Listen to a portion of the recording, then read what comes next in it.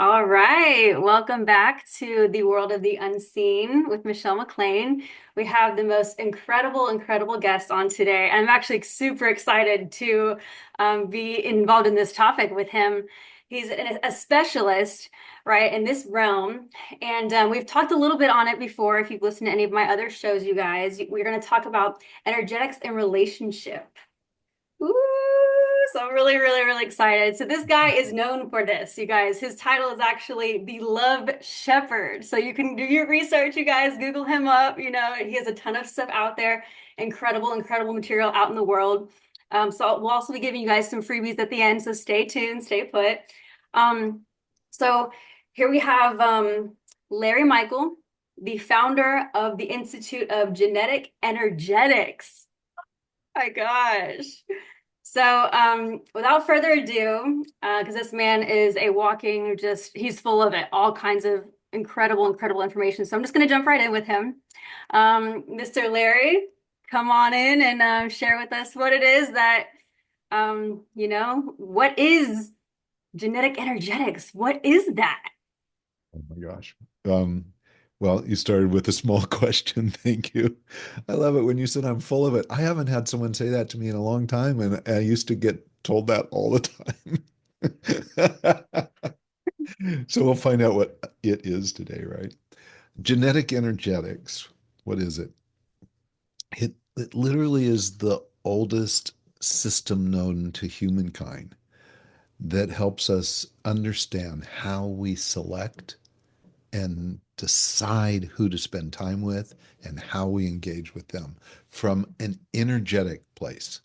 So we all have energetic vibrations, all of us. I mean, modern science has now proven that to the nth degree.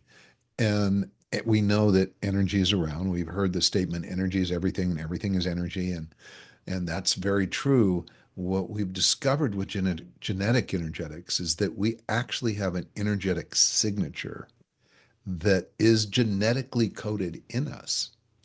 And that particular signature, from that, we're able to identify what we call lifestyle traits, how we communicate, how we process information, how we relate to money, how we sexually engage, where chemistry is going to show up, and a number of personality characteristics that are very exciting. And from those, it really gives us an understanding, a wealth of information about what we are versus who we are. And that's a really big deal. So there's lots of who, like I'm a kind person, I'm a nice person, I'm not a nice person, whatever it might be. But there is a genetic coding that determines what we are that's very much like our blood type. It just doesn't ever change. And so being able to know that, see that, and understand that does something that's really miraculous. In fact, it's remarkable. And it takes us out of our stories. So when we have challenges, when something comes up, we create a little story like, why did that happen? What do we have to, and we have beliefs that support that, right? So we have beliefs that generate these stories. And then we come to a conclusion and go, well, they must not have cared, or maybe I wasn't so good at communicating, or whatever the scenario, the circumstance might be. But there's all these different stories. And a lot of those stories create shame and blame and guilt and resentment and judgment, and all of those things are in the way of us really truly experiencing the incredible connection we can have with each other. So if you can remove that, imagine being able to remove judgment and shame and blame and resentment and instantly replace it with acknowledgement and acceptance and honoring of another person. That's a big shift. So genetic energetics provides that. Oh, okay. And so do you think, so for someone listening, do you think this is something they're naturally already feeling? Or is there a certain way you would inform them on how to feel it or how to sense it?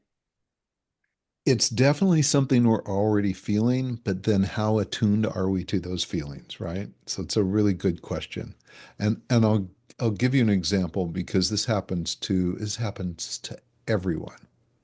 Have you ever been someplace, spent time somewhere with someone, and you felt really drained of energy? Yes. Yeah, everybody's got that, right? And we have a nickname usually for that person, not a very nice one, which is, you probably know it, which is energy vampire. Um, and I'm here to tell you there is no such thing. There really is absolutely no such thing as an energy vampire. I'm sorry for those of you that want to believe it. It's not true. It's a story. What's really happening is two energetic frequencies are bombarding each other. And when they do that, it wears us down. So if let's see, here's an easy way to remember that. When we were kids, did you ever play with magnets? You know, you try and push them together and they repulse each other. Put them Mhm. on the desktop and you're pushing them and they repulse and it's just like they're just you can't push them together. You have to change their poles around to do that, right? So that's what humans are doing to each other. Either they are harmonizing or they're repulsing each other. And that repulsion causes a drain of energy. That's that simple. Now, is that necessarily a bad thing? Well, if you have to spend 24/7 with someone, it could be a challenge. But there's rarely, in fact, there probably shouldn't be anybody that we spend 24/7 with all the time. We need our own space. We need to be able to moderate and to manage our own energy all the time. So, what happens when you are partners with someone that's different than you and it creates that energy drain? Well, we just have to figure out ways to be resourceful. But there's so many different ways to do that. You and I have similar communication styles, so that's not going to happen for us. But we may get together with one of our friends who has a different communication style, and all of a sudden that person is like completely drained of energy. And we go, oh, what? I'm fine. What's your problem? No, it's not like that. We just have an opportunity to embrace those differences and accommodate for them. So if I want to work with someone, if I'm living with someone, if it's my beloved, then I'm going to create situations where I can regain my energy, where I can be at my most resourceful state because that's where I want to be when I'm with my sweetheart, right? And there's many, many ways to do that. But being aware of it now gets us away from creating a story going, oh man, I can't spend time with that person. And we create all kinds of issues around that. I had that with my own sister. It was crazy. And so when I learned about genetic energetics and I like was running all these different profiles to understand the various different people, I ran my sister and I realized, oh my God, all these years she would say, come on over. Her and her husband would say, come on over, let's play games, let's have dinner. And Michelle, I always had excuses. Like I always had excuses, and there was a inside me. I'm going, oh, what a crappy brother, you know. It's like, ooh.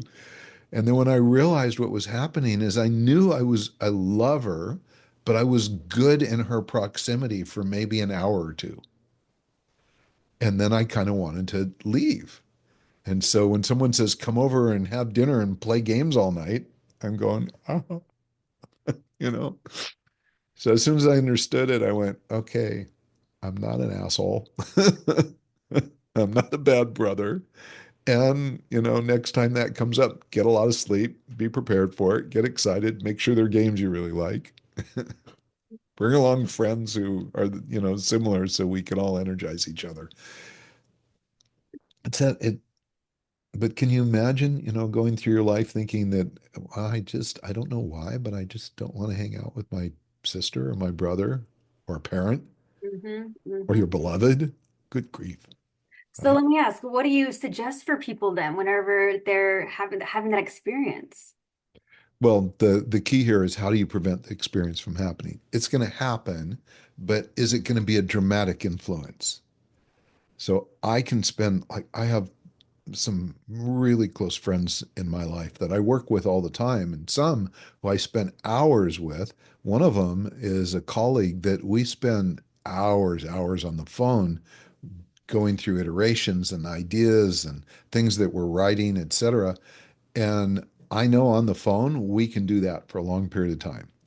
But I know if I go to meet with him at his place, it's not good. We're good for about an hour and a half. And then it's like, okay, I'm going to take off. I'll talk to you later. Right. And then what I'll do is, you kind of there's ways to rebuild our energy. So I call my friend Michelle. We get talking and we go, oh, energy's back. This is great. Right. So that's kind of how you do that. But the key here is not getting into a pattern where you're making yourself or someone else wrong for something that is literally a genetic coding. Right. So I wanted to bring up the what you had me take. It's called the Personal Energetic Profile, Mm-hmm. which for all the listeners will be well, I'll be having a link available for you guys to get one of these from the master genetic energetics. I'm trying to practice saying that genetic energetics master. But this was a test, you guys, that I took that he sent me. I got to fill it out. So you fill your information in there, and he'll probably do a better job of explaining it than I will. But it breaks down something that I've never seen before. It breaks down parts of the person that I've never, the way you communicate, the way you digest information, and at certain speeds. I mean, you guys, it's really the most incredible test and I've taken a million tests. Okay. I feel like I've taken a million of these. Try this, try that. I've taken a million of these. This one actually really blew my mind. This was something different. This was definitely, do you want to touch on that a little bit? This magical test that you have people take? For me, it was pretty mind blowing. Was it accurate for you? Way too accurate. I felt like naked. I was like, oh my God, we can see through every single cell of my body right now. Well, I hope that turned into a good feeling and not a scary one. Yeah. So, so there is four primary lifestyle traits that we're identifying. And the first one is communication. This is like one of the most important ones. And there are literally, for each of these lifestyle traits, there are two sides.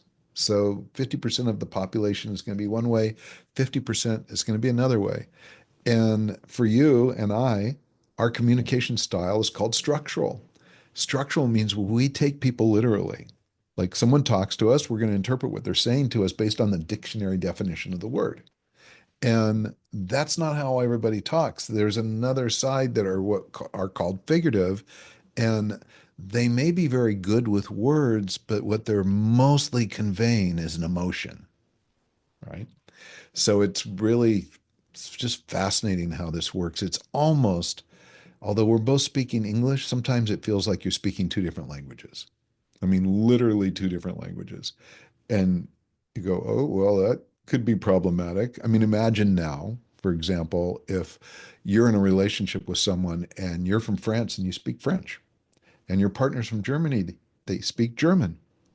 And of course, you want to speak French because it's your native language and you love speaking French, and your partner wants to speak German. And so you start communicating with each other, speaking two different languages and expecting the other one to understand what you're saying. It's like, no, it's not going to quite work that way.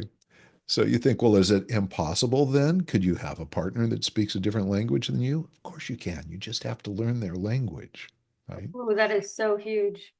Right. And I mean, and it seems so simple. And then the question is, well, okay, so if you can learn their language, is that going to change the energetics? No, you're just going to know their language better. So now let's take it back to English. You and I are structural. So we could be talking about things, we could be creating products, we could do all kinds of things. And it's very unlikely, Michelle, that we'd ever have a misunderstanding. We could disagree about all kinds of stuff. It's like, no, I think that's a crazy idea.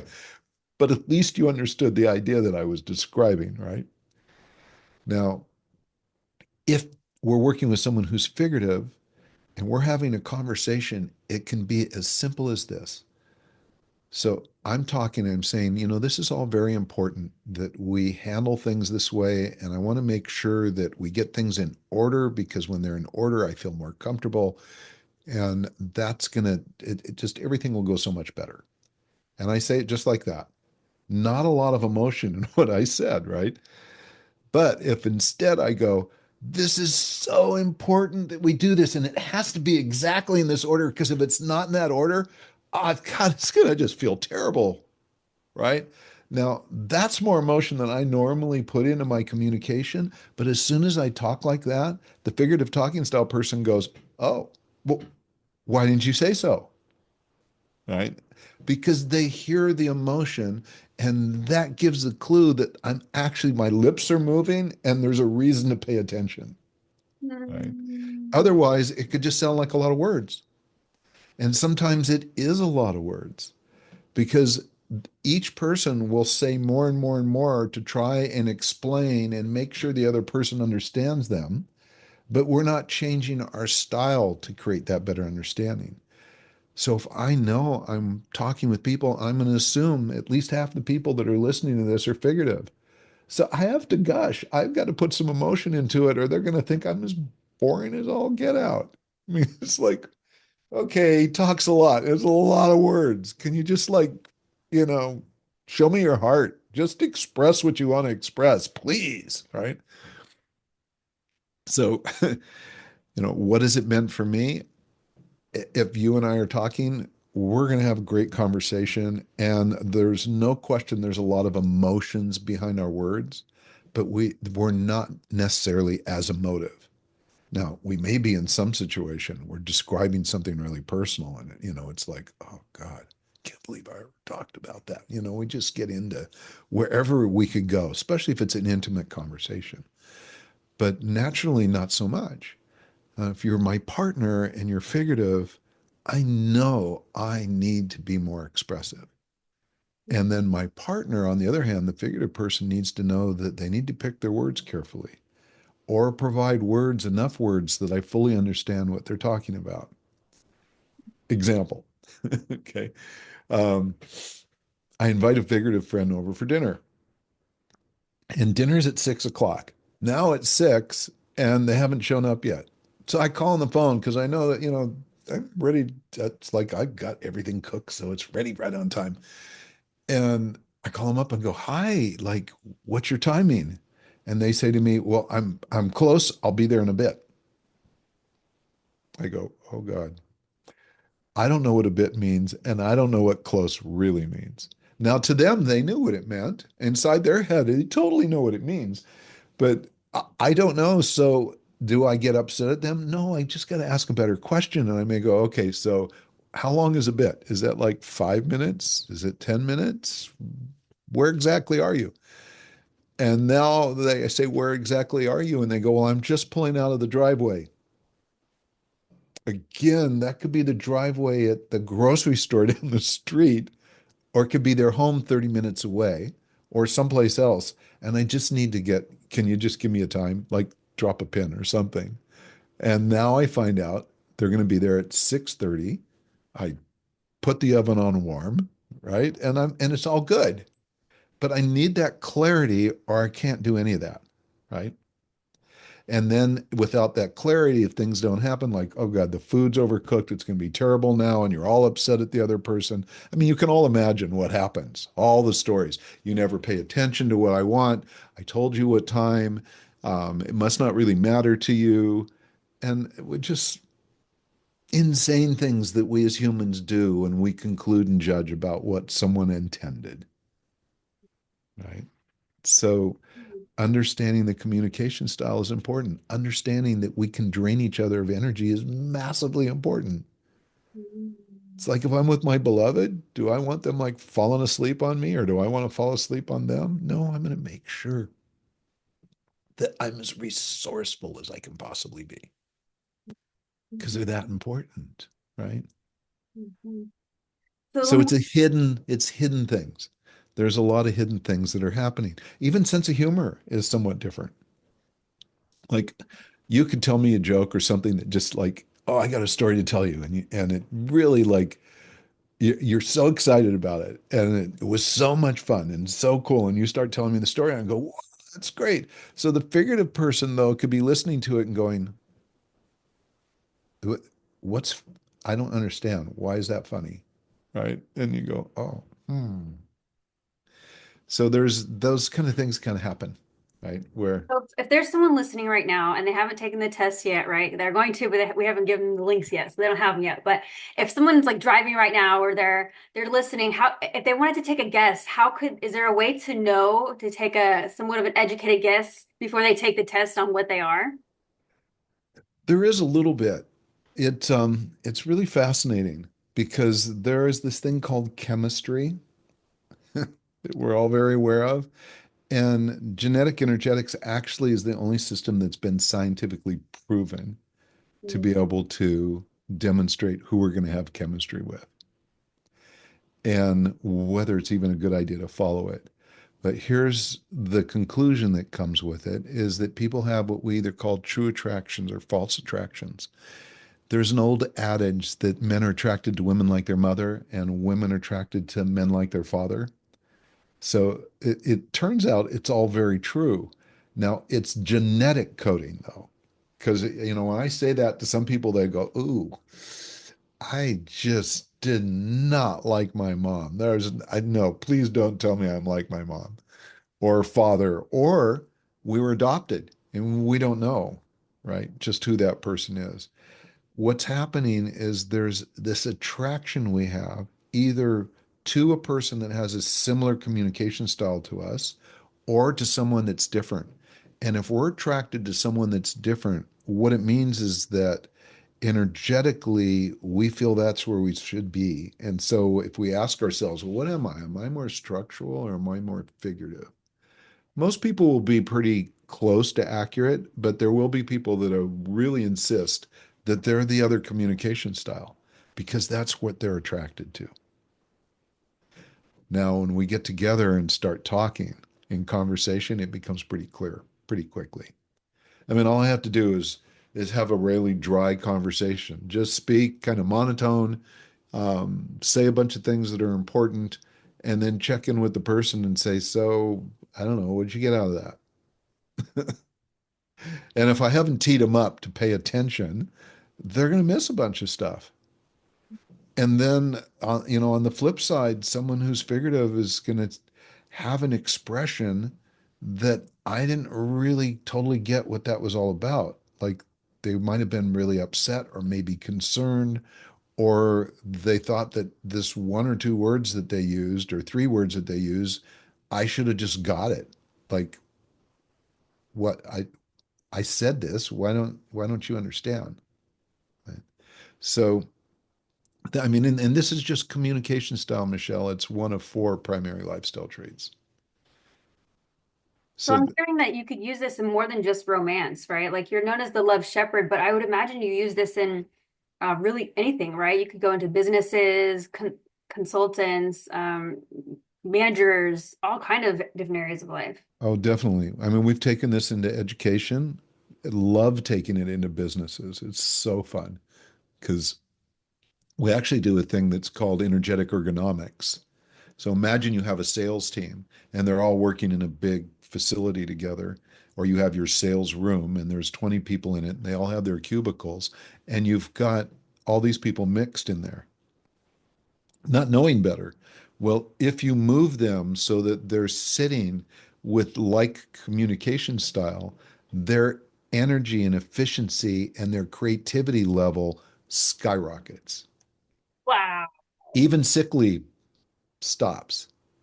Like, so you'll see people that are out sick or they're just, often, and all of a sudden they show up all the time. They're having more fun, they're more creative, they're more productive, and simply by moving them to ergonomically to a different space.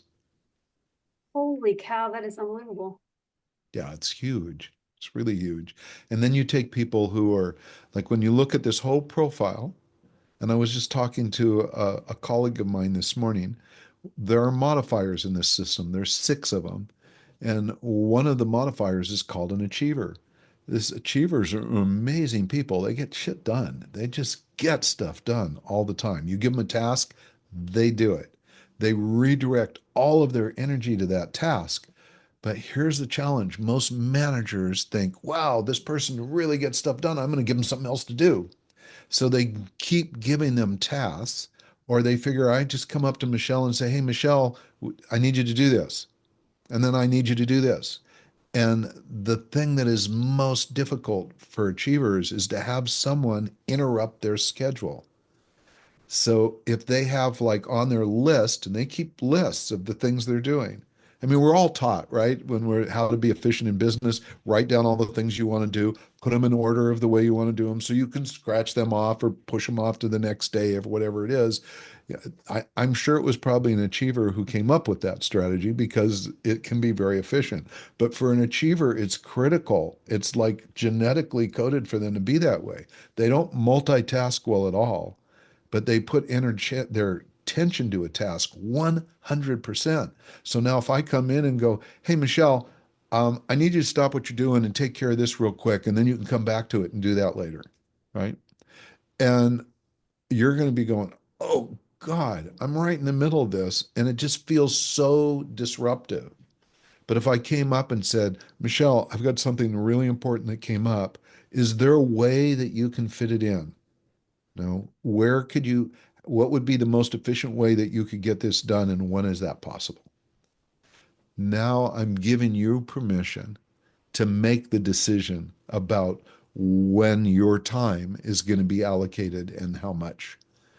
And instead of it being a disruptive thing, because one feels like, I'm going to grab you and pick you up here and put you over here. I mean, how good would that feel? Not, right? Not at all. But the other is like, can you take a look at this? Let me know when you can, because it's important. And I know you're doing other important things. Now I feel acknowledged. I feel understood. I feel like someone knows that when I'm on task, you really don't want to interrupt me and you will get the best work out of me. That wasn't in your personal energetic profile test, was it? Yeah, it's there, but you might not have that modifier. So Oh, there are six different modifiers. You have one that's called the protector, right? oh. Which is probably one of the most powerful modifiers in the system. Protectors are the most psychic people on the planet. And we talked about this a little bit, right? So when you know something, people talk about a psychic sense and they talk about intuition. I define intuition as something that really is kind of you can feel it.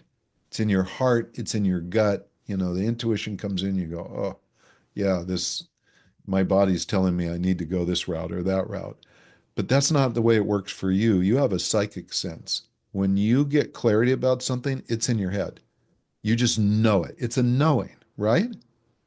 Yeah. Those people watching, looking at your face, they're going, yeah, she's telling the truth.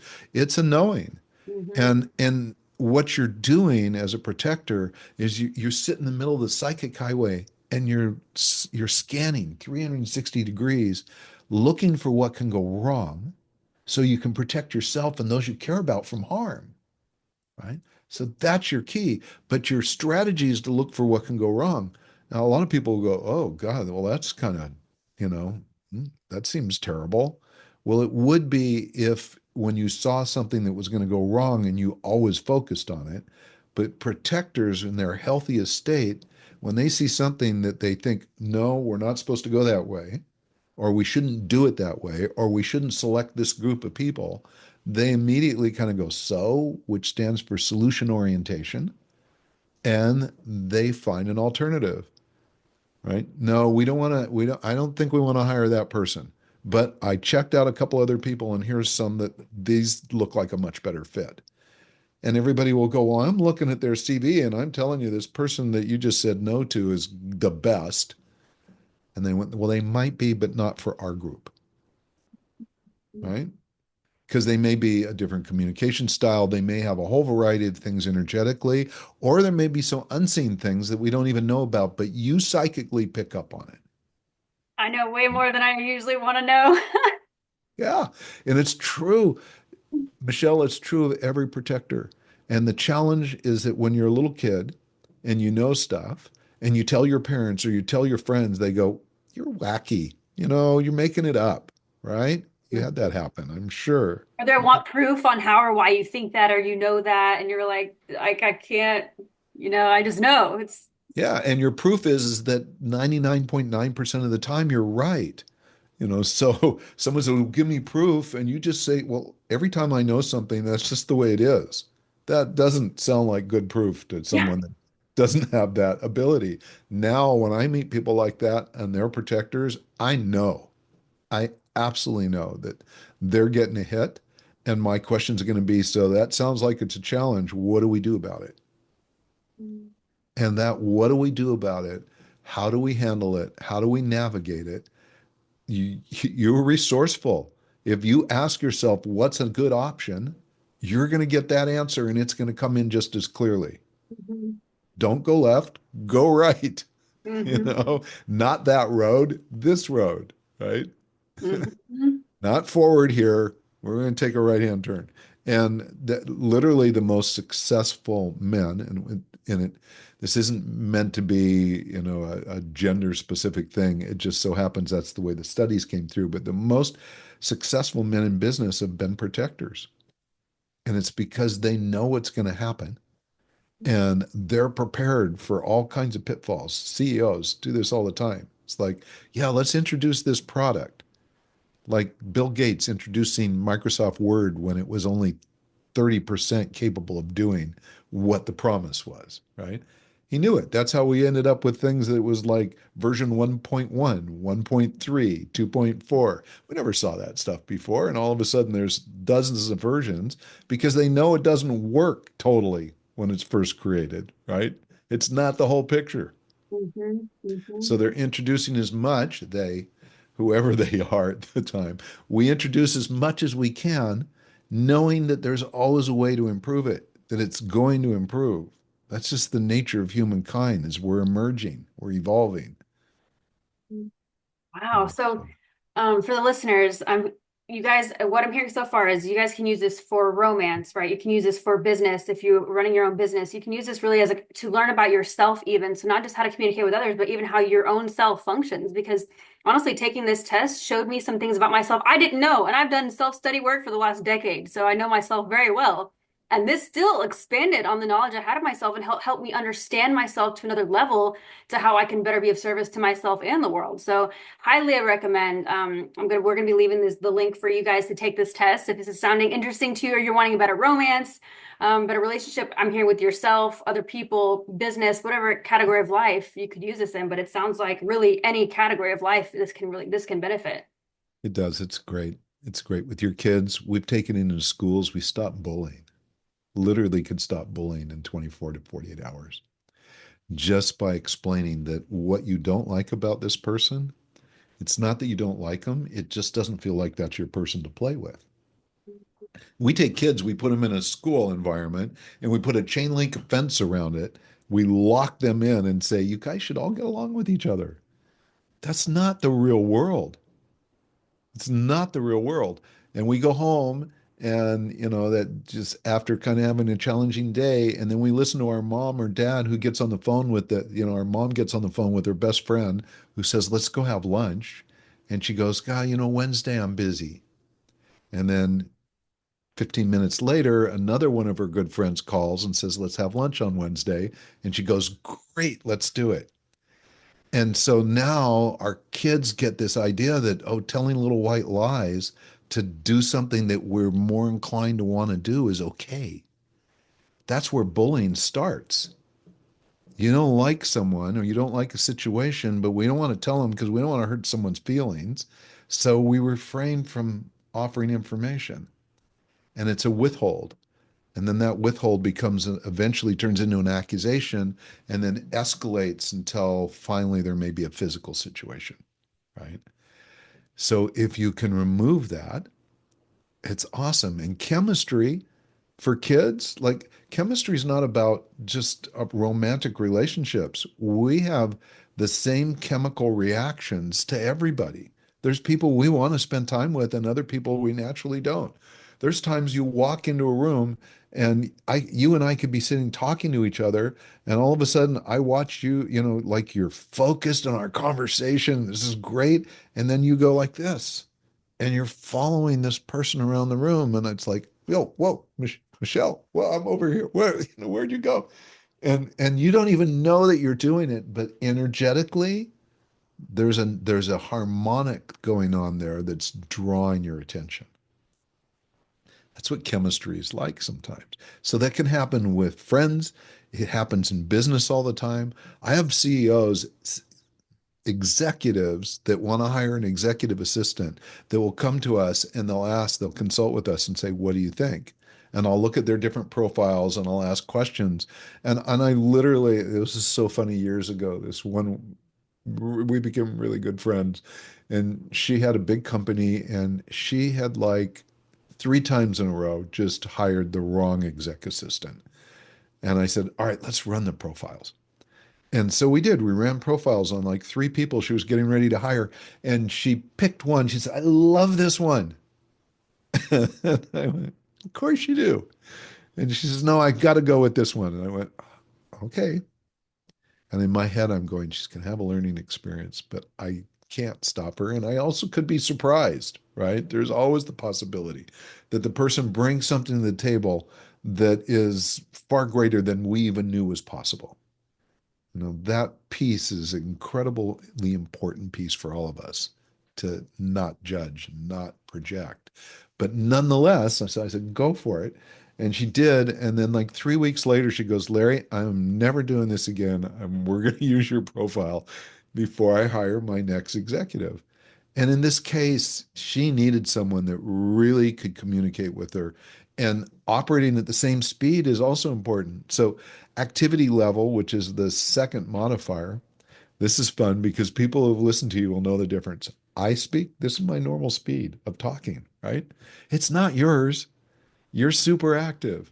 And even when you just did a recap a few moments ago, you were talking at this speed and you're saying everything that needed to be said, and you went through it and described it so clearly. And this is what it would be like. And you guys could go get this report and check this out.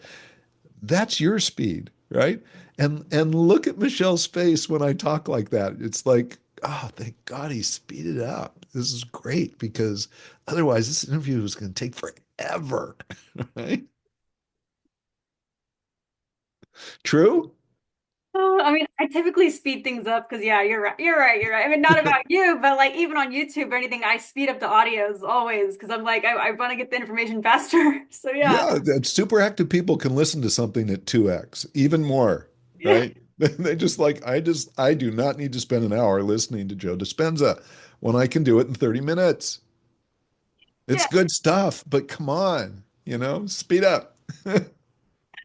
It's so funny. Oh my God. That's the first time I really had that presence to my, oh my gosh. Just that's hilarious. Yeah. So here's the cool thing though, but now, when someone says, well, how do you listen to that? You can't possibly be getting all the information out of it. And you go, but I am. And they're going, nah, she's just making that up. But I know it's true. Right? And the other thing for a super active person, from the time your head leaves the pillow in the morning till it goes back to the pillow at night, you like to have a plan. You definitely like to have a plan. It doesn't mean that you're ADD. In fact, ADD and ADHD is the most misdiagnosed behavior that I can think of. Super active people are constantly told that they have attention deficit disorder. Because listen, if you're talking or you're spending time, or let's say you're a kid, and we had this happen. This is a really incredible story where a child, the teacher wanted to hold them back a year, and it turned out the child was one of the smartest kids in the state. And what was happening is the teacher was moderate active and a different communication style, and the child was super active, different communication style, and the sexual response type was mental emotional, which even makes them faster. So they get in the classroom, and the teacher would start talking and go, all right, so today we're going to go over the following lesson, and we're going to have a test at the end, and it's going to cover this chapter and this chapter. And already the kid, first of all, they won't sit in the front row. It's the wrong place to be. This is just like too confrontational. So they go and they sit in the back, and they sit in the back so that they can do other things. Because the teacher, by the time they're done saying that, they know the entire class plan. They already know pretty much what they're going to do with the test. And so they do other things. They'll doodle. If they get their phone out, they'll check that out. They'll put a book inside their book so they can read. Look at you. Oh man, you're busted, Michelle. So they do that, and then the teacher looks at them and goes, why can't you pay attention? My gosh, where is your ability to pay attention? You're always doing this and doing that and doing this. It's because they're bored to death, right? So, and the teacher's not intentionally trying to bore them. But the teacher really needs to understand that there's people that are much faster than you. And if you're really going to teach well, you need to be able to change your speed. You need to be able to prepare for that situation. You need to be able to give those kids the information they need quickly so you're not abusing them with your style, right? Wow. And when you know that, everything changes. I literally just Everything thought of changes. my mom too. My mom communicates the same way. My brother also. But my mom will finish her sentences if I've gotten aggravated because I'm like, let me finish my own sentence, mom. But now I'm realizing she's that same high speed, so she already knows, But I'm like, let me finish my sentences, mother. Like we kind of. But I'm realizing, yeah, she's the same. I'm gonna have her take this test, by the Oh, way. yeah, do your parents for sure all the time. And here's the crazy thing. It's like super active people really do have to stop themselves from finishing other people's sentences because they know what they're going to say all the time. And quite honestly, you're just being nice to us. Thank you, letting us finish. And there's also this piece that if you're super active and you really are in a space where you need to listen to people all the time, you kind of teach yourself to not finish sentences because we can surprise you. Hmm. Right. So Hmm. you think, oh, I know where you're going with that. And you go, actually, I wasn't. No way. Really? No, I wasn't. Well, okay, then tell me where you were going with it. Well, we're going this way. And I start to describe it. And of course, you're ahead of me in the description as well. It's like, please just let me finish. I'll get it. You might be surprised. You know, there's a cliffhanger at the end of this. There really is. You're going to like it. So we have to learn to do that. I'm moderate active. I love being around super active people because it makes me think faster. It makes me process information quicker. It keeps me on task more so because I can get on task and I can go kind of like a bat out of hell, really like on task with something. But when I'm done, it's like, okay, yeah, I don't know what I'm going to do next, but I'll figure it out. For you, if you finish something, you got something else right behind it. Yeah. Right? You do. And the right behind it could be I'm going to take a yoga class or I'm going to meditate. Or, at 3 o'clock every day, I love to go for a walk on the beach. So it's not like you're a crazy person that is always doing wild things. You got to have a million things going at once. No, your body feels better when there's a plan. COVID was painful, really painful for superactive people. That's where most of the depression was. And it's also, this is where a lot of people who are depressed get depressed because something has it's taken them off their path. It's like you have this way of being, everything is going well, and all of a sudden you lost your job, or, God forbid you lost a pet or something like that. And it's emotionally challenging. And you immediately, like everything shifts. You just shift to kind of take care of yourself. But when that shift happens, it also doesn't feel good. It like genetically, it doesn't feel well. And now you start to kind of go into this space that looks like depression. And you know how we handle it? Especially when people are on antidepressants. It's so fun. And there are, by the way, and I just want to make sure people know there are times when antidepressants are really important. But most of the time, they are the wrong thing to do. And what you really need to do is step back and go, all right, when I'm in my best state of mind, when I'm happiest, what am I doing? And so we'll have people create 48 hours. They'll be depressed. They don't want to do anything. And I'll just say, tell me about your best day, your most joyful day. What's it look like? And we'll just create 48 hours and say, okay, follow it. Just follow this. Do it for 48 hours. That's all you need to do. And stop your drugs. Stop them. And then go do this. 48 hours later, they're not depressed anymore, right? And they don't need their drugs. Now, there's probably still a reason that got them into it in the first place. So it would be really, it would be, we'd be negligent not to go back and try and look at what started this situation and make sure that that's handled. But getting out of the depression now gives us a situation where the person is resourceful enough to have the conversation that will look deeper into why it started in the first place. Does that make sense? Hmm. Yeah. Hmm. So there's like these, they're really unseen influences. and it has to do with energetic vibrations. Yeah, I can definitely see that. And like I said, people can get all this information right from taking this quiz. And I know, especially there's a lot of people that ADHD is, that's talked about everywhere. People talk about ADHD. That it's interesting, even for the listeners, to know if are you really ADHD or are you listening at a faster, what is it called exactly? Super active. Super active. And this has Communicate. So it's super active activity level is what it's called. There's a activity level, moderate active and a super active. moderate, okay, moderate, and then super active. Right? So I'm moderate, you're super active, and we speak at different speeds. We process information at different speeds. And here's the fun thing, if the two of us are working on a project together and we go to meet someone, we could spend a day with them, interviewing them, talking to them.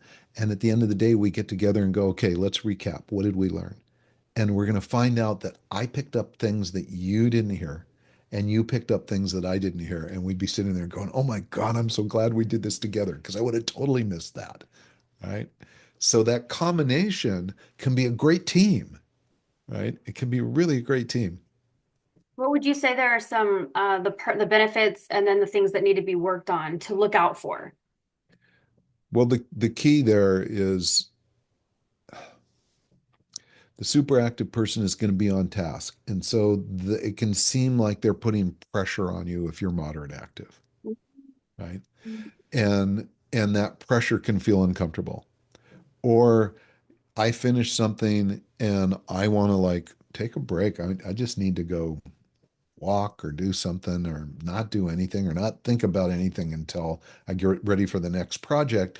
And you could be going, we've got to get this done. We're on a timeline, right? And the reality is that I'm going to be most effective if I get my breaks and where I can really then focus in on things. You're going to be most effective if you can stay on task. And so being able to accommodate for that is just it's doable in the understanding. Here this is what it could be. In real life and fun, let's say we're on vacation. It's you, me, and a couple other friends, and some guy friends and girlfriends, and we're hanging out on the beach in Oahu, right? And we're sitting back and we're drinking our Mai Tais or whatever it is we're drinking. And I'm sipping mine. It's about half done. And my friend who's next to me is sipping hers, and it's about half done.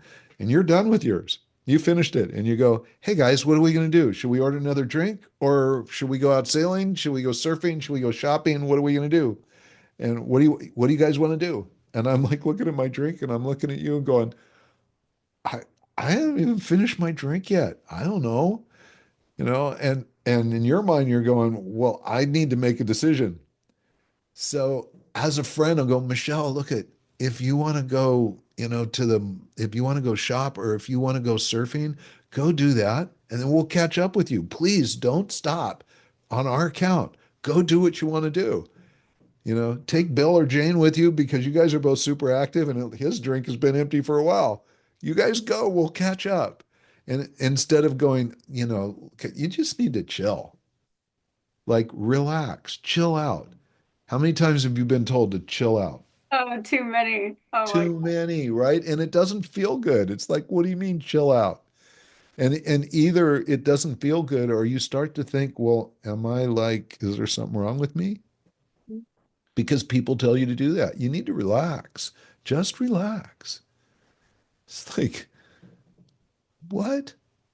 No. It's So that's interesting. the challenge because people will say things to us about how we're behaving. And then we decide that that's what we are or that's who we are based on the feedback we're getting from other people instead of being able to feel into what we know is true. When you read this test about yourself, I invite you to just feel into it and go, how does that feel? You know? So I mean, your comment was that you felt like you were just naked. And in a way it was just saying, hey, Michelle, it's step into this room here and just admire who you are. Stand in front of the mirror, totally naked, and admire who you are. No one else telling you anything. This is just up to you. And you go, wow, yeah, I like how I feel. I like how I what I see. Right? It actually made my whole life make sense, to be honest. When you explained it to me, you're right. Like I had this instead of you're supposed to be another way, you're supposed to change this, you shouldn't be like that.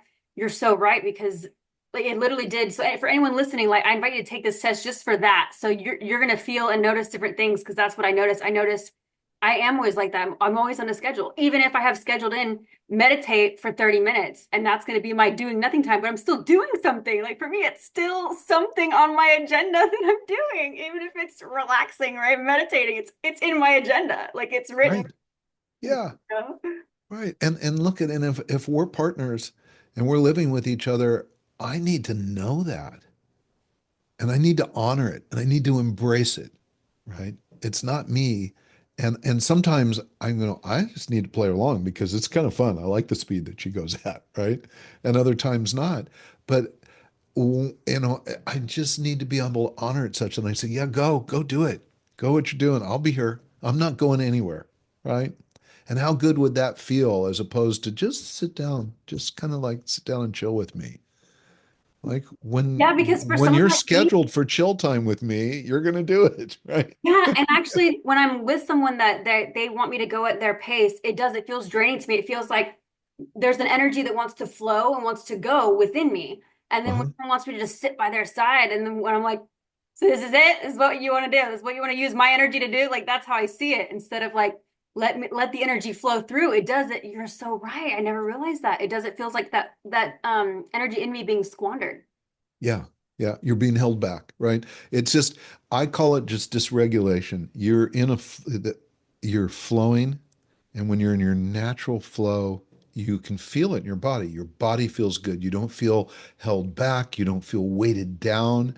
And when it's the opposite, you feel fully expressed and you're energized and you have ideas and you're happy, Mhm. right? Even when there's challenges, like you could have the hardest challenges and you just like, yes, it's not a problem, it's a challenge. Let's just take care of it, right? Mhm. So different.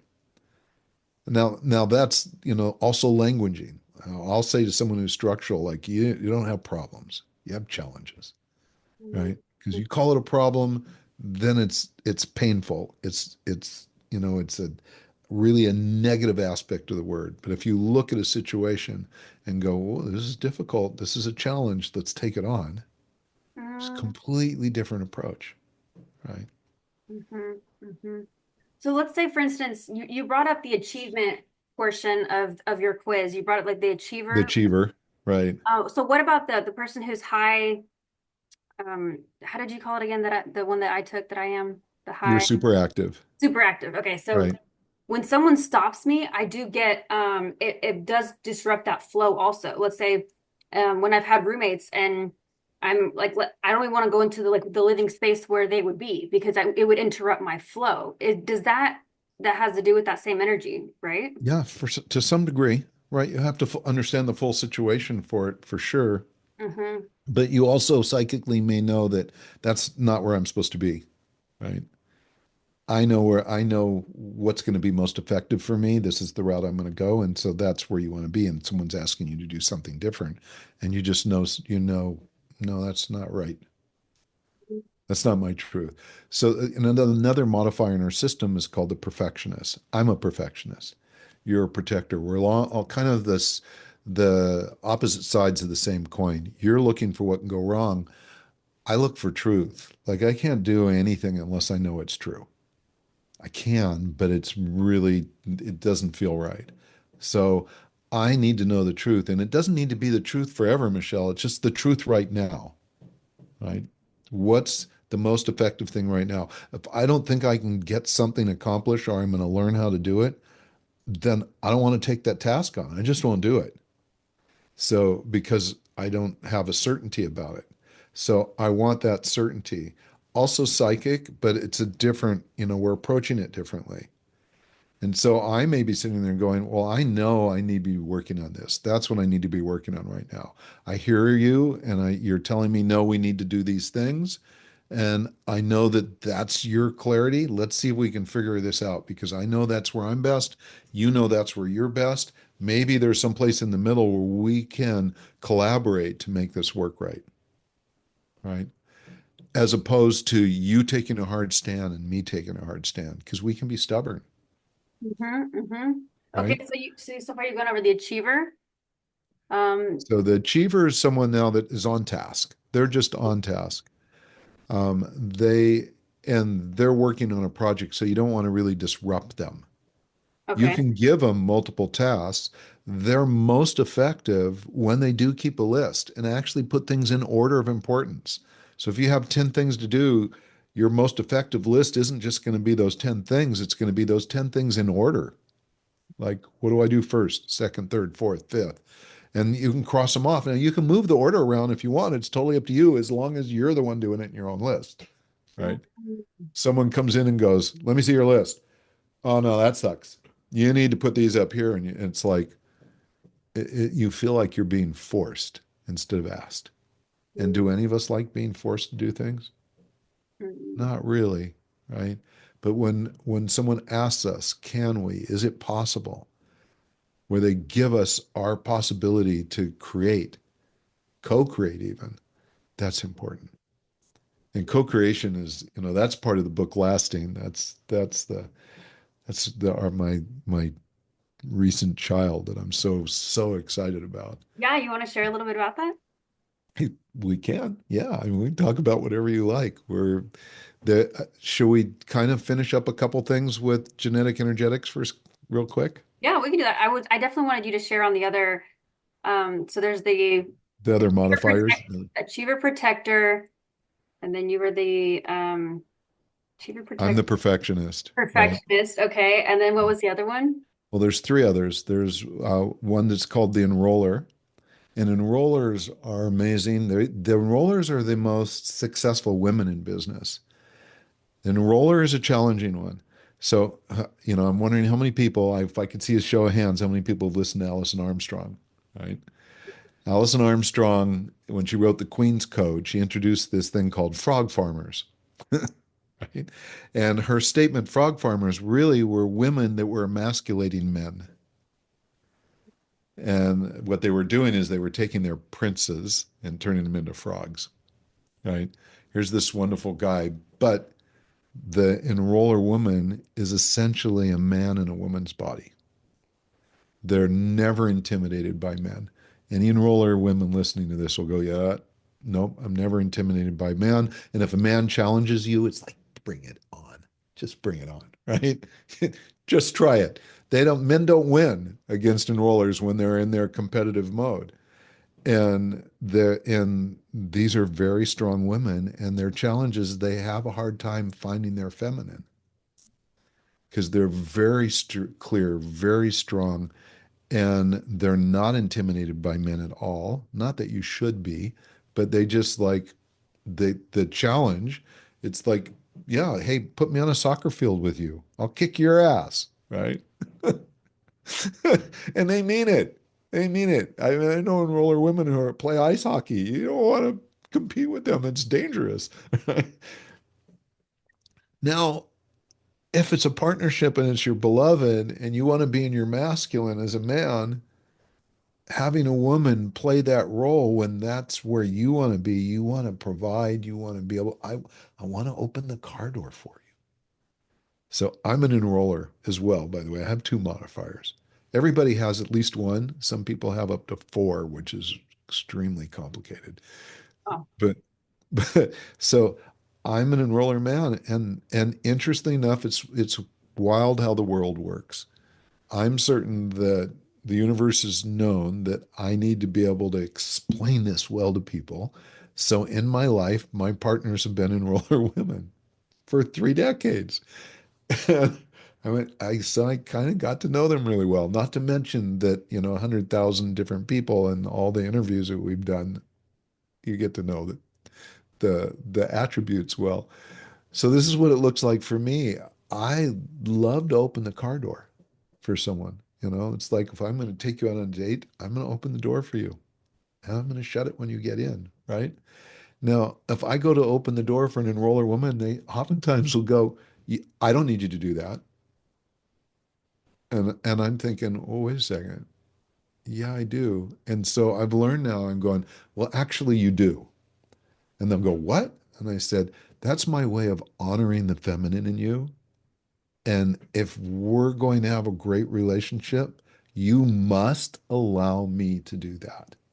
And I promise you, you'll like it. Right. And they'll go, okay. So now they know that there's a reason for it. So I'm giving, as long as I gave them a reason, that, that it's okay. So now I open the car door. But here's the funny thing is that I can help them get in the car. But if we pull up someplace like a restaurant to get out, they'll be out the door before I could race around the backside to open the door for them. So quick. And Michelle, it's so funny because I was so used to enroller women.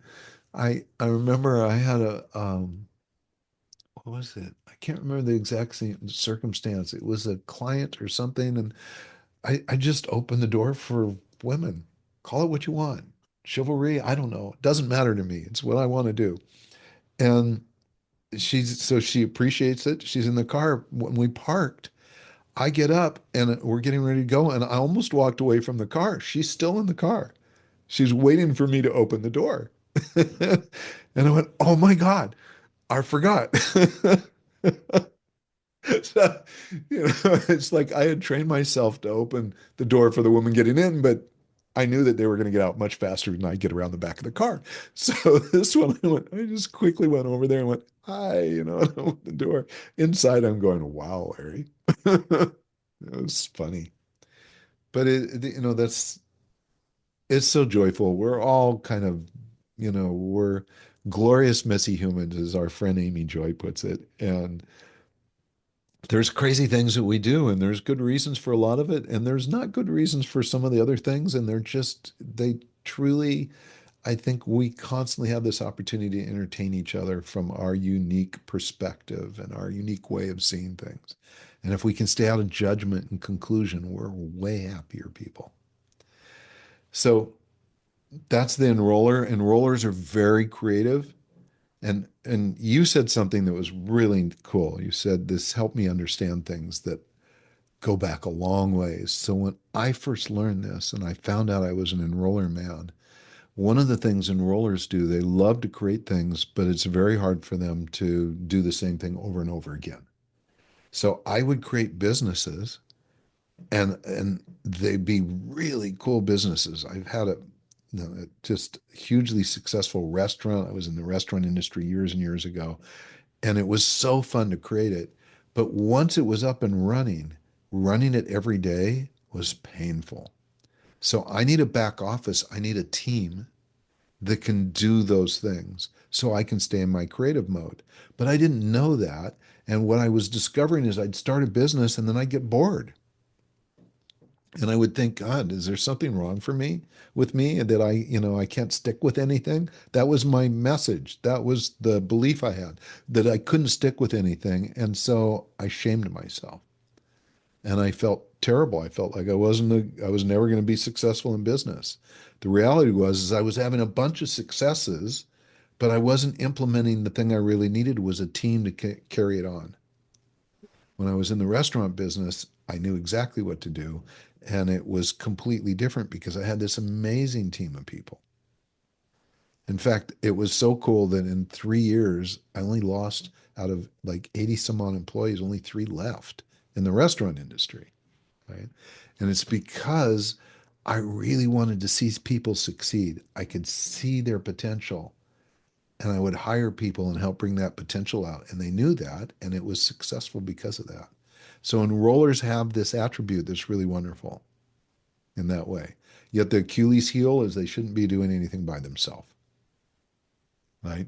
Be creative, then have a team to help implement it. You're not going to make a good COO.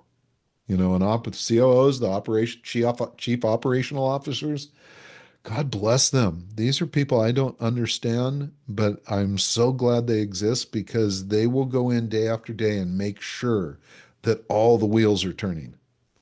Right? They just love to keep things efficiently going. And it doesn't matter if it's the same thing over and over again. It's just that process of seeing things work really well. And I go, wow, that's so incredible. But it's not me. I can't do that. I would like a week into it after I know that it works, I'd have to do something different. So I did. I would abandon things. And this thing, and I'd been doing that for 30 years, and I get this report that tells me that, and I went, oh my God. Like to have 3 decades of thinking you weren't good enough or you were flawed in some way, all of a sudden eradicated in minutes, it's huge, right? It's really Mhm. huge. So that's the kind of things this report does. There are two other lifestyle traits that are important. One of them has to do with money. So there are two people that have two different ways of working with money. There's conservative financial logic, which is you and me, right? And we like give us a spreadsheet, we can work with it. Doesn't mean we love spreadsheets, but no problem. Just, give me the numbers, show me the numbers. We're counting all the time, right? And then there are people that are called non-conservative financial logic, and we call them rainmakers because money just shows up for them. It just shows up. I met someone yesterday at an event, and we're talking about it. And I said, "You're a rainmaker," and they just went, "Oh yeah." I said, "You never worry about money, do you?" No, just shows up, just always there. And I'm going, "Oh, how?" And I finally figured it out, and God bless the non-conservative financial logic people because they demonstrated to me that it's not counting the money, it's really focusing on the benefits. It's focusing on the contributions. So if I look at clients now, it's not how many clients I have, it's the impact that the work I do with them has a processional effect that is going to affect their family and their beloved and the people they work with. And it's so much more than just getting through this trauma or getting through this one single issue. It's opening them up to a way of expressing that makes them happier. And when they're happier, other people are happier. Right? If that's my mindset, then abundance flows in. So I have to do that. You have to do that. Conservative financial logic, that's the focus. When you are focused there, the world is your oyster, so to speak. Mhm. Right? It feels better too, like focusing on impact. I always just honestly thought it was because of that. I didn't even realize there was, I know, a scientific reason why behind it, but I was mentored that way too. Focus on the change and the impact. Focus on the people and the money will come. That was over a decade ago. I got told that. Focus on the people and the money will come. And it is funny because when I focus on numbers instead of impact and people, it is. I noticed that difference. It I work with, contracts, right? It constricts. yes, Yeah. And you completely go, can. what? What?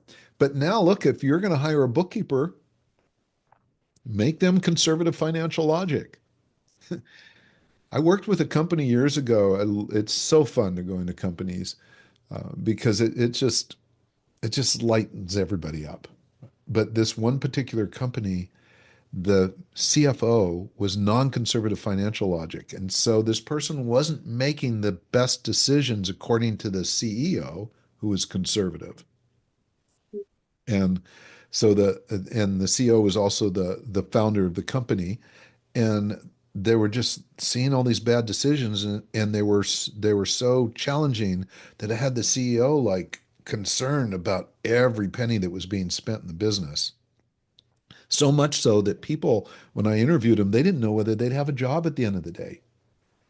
And all we had to do was change the CFO to someone who was conservative financial logic. We didn't fire the old CFO. We gave him a different position, but we brought someone else in that was the same communication style, the same activity level, and conservative financial logic, and the company took off again.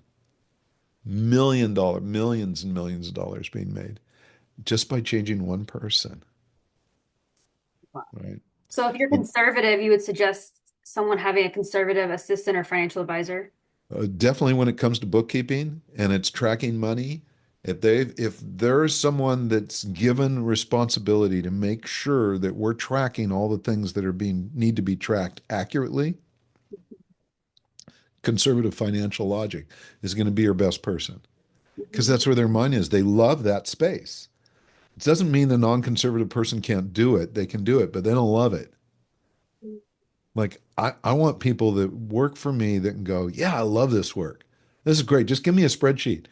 I'll go, can you put together these projections for me? Yeah, absolutely. I'll have them for you in 15 minutes. Where the other person's going, yeah, I can do it. When? Well, I need to finish a few other things first, right?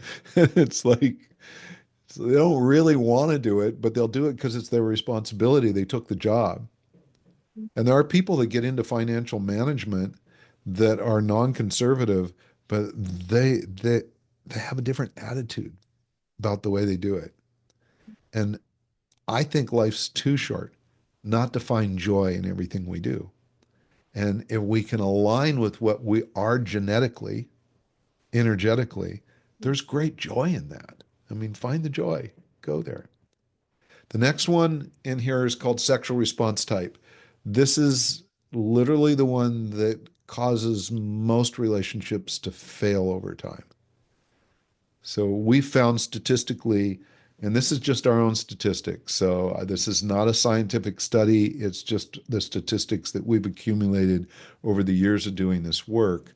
And at some point, I would love to do a real in-depth scientific study, but we haven't put money towards it. There are two different sexual response types. There's a person called mental emotional, and there's a person that's physical.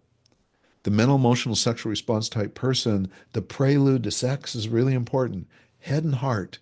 It just head and heart. I just like, I need to feel it. There needs to be something there.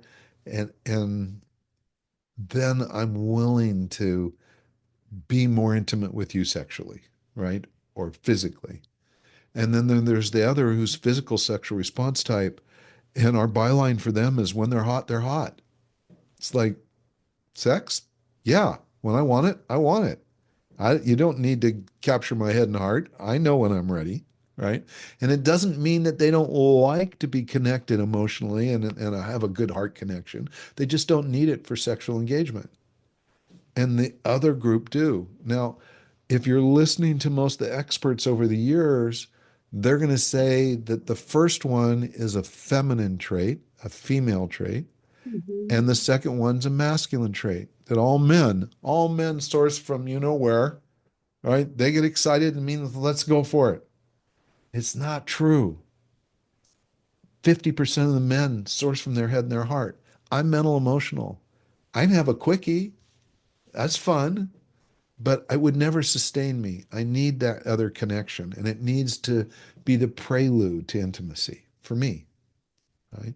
And then the physical sexual response type person, and by the way, the sexual energy for me, it's on the surface, it flows all the time.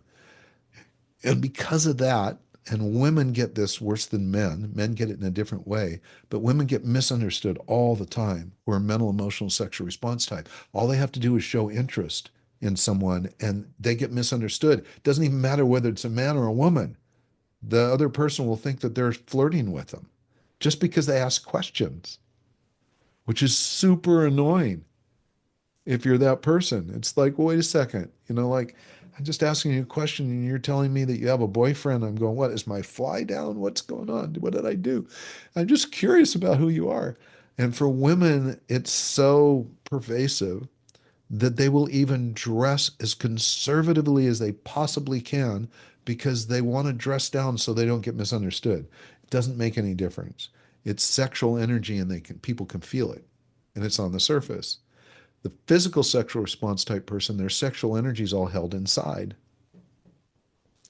And so, what it's waiting for is a partner that has that same energetic frequency, and it basically has the key to the lock. It opens the door, and all of a sudden, you go, I'm free. I can be expressed completely. So, what happens if you have a partner who's your two different sexual response types? You have to learn how to accommodate that. Most of those relationships don't last. 95% of them don't last unless they know about the difference and they know how to accommodate for it. And there are ways to accommodate for it. There's ways to learn how to move energy. We're not taught it. We're not taught crap about sex. We still aren't taught anything intelligent about sex. There's lots of sexological body workers out there doing a lot of sex work. Why? Because we haven't been taught anything. We don't know most people know very, very little, and there's so much to know that's really cool, really exciting. There's so much joy and possibility and energetic creativity that comes from sexual intimacy. And there's just a world of knowledge out there. We're working with genetic energetics in just this one understanding. The two different styles need to know about their differences so they can accommodate for them. So we know what yours is, Yes. right? And We don't, people don't get to know that. But so this so could save marriages essentially. it absolutely can. So, for example, here's a physical sexual response type person, male or female. The prelude to sex is not as important as the aftermath. So, for the physical sexual response type person, let's say that now I'm mental emotional. So, I'm in bed with my partner or wherever we are, and we've had a really great time, and I think we're done. Like, I'm really happy. She seems really happy. I go to the bathroom and start to check my phone or I check on other things, and that person's going, wait a second, where'd he go? What they really need is to be held. What I say to couples, what I tell the mental emotional couple, whether it's the male or the female, I said, if you get out of bed to go to the bathroom, wherever you go, get your ass back in bed right away and stay there until your physical sexual response partner says we're done. Because that cool down phase is really important physically. It just is such a critical piece. And most couples don't give it to themselves. They don't even realize how valuable it is. But if your partner stays in bed and holds you, just holds you, and there's a point where you go, now I feel complete. And it's huge. So And it's just one little thing, right? It's just one little thing. would it be accurate to say the mental needs more, I don't know if you would call it love, more attention, more nurturing in the beginning, whereas the physical needs that more nurturing and attention at the ending?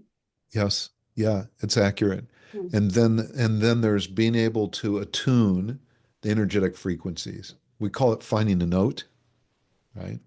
Where when those two frequencies they harmonize, they vibrate together, that opens the physical person up. So there's things that happen other than conscious levels.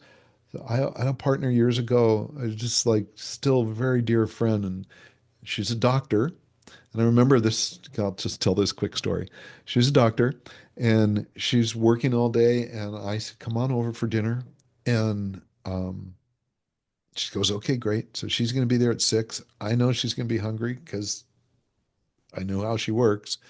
And so during the day, I go out and I buy flowers and I make some flower arrangements and I put candles on the table. There's a fire in the fireplace. I've got her favorite music on.